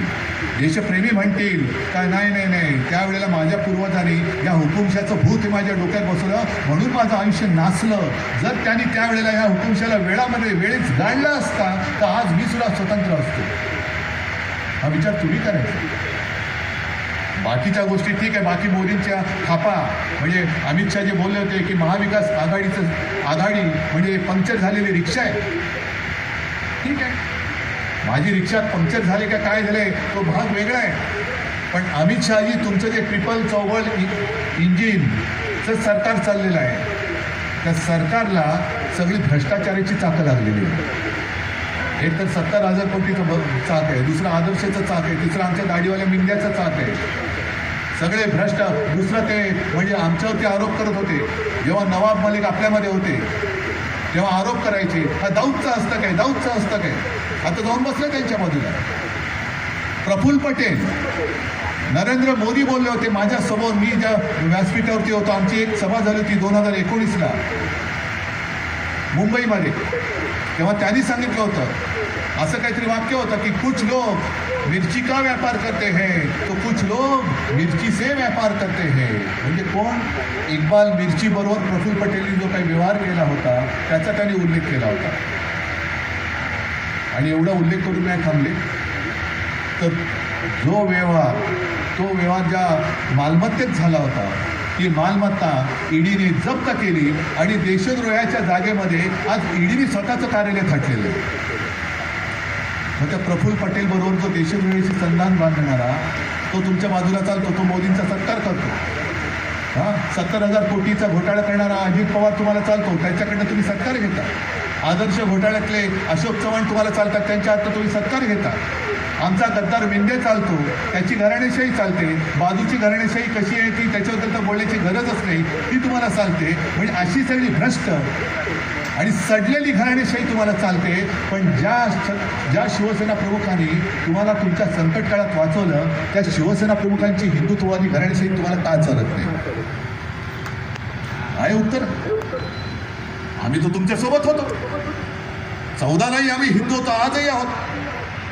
पण तुमचं हिंदुत्व हे बुरसटलेलं, सडलेलं, कुजलेलं आहे हे जेव्हा आम्हाला कळलं तेव्हा आम्ही भाजपचा त्याग केला, हिंदुत्व सोडलं नाही. पण आज हिंदू तर माझ्यासोबत आहेतच, पण हिंदूंच्या व्यतिरिक्त मुस्लिम आहेत, ख्रिश्चन्स आहेत, शीख आहेत, जैन आहेत, पारसी आहेत, सगळे माझ्यासोबत आलेले आहेत.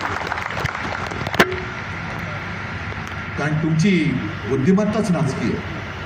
हे आत्ता भास्करराव तुम्ही आणि सगळे ते जे काही शिव्या गाळ्या काढणारे ती त्यांची टिकपाट फिरतात ना, ही सगळी त्यांच्या रामभाऊ म्हाळगीची प्रॉडक्ट आहे. रामभाऊ म्हाळगी प्रबोधिनी.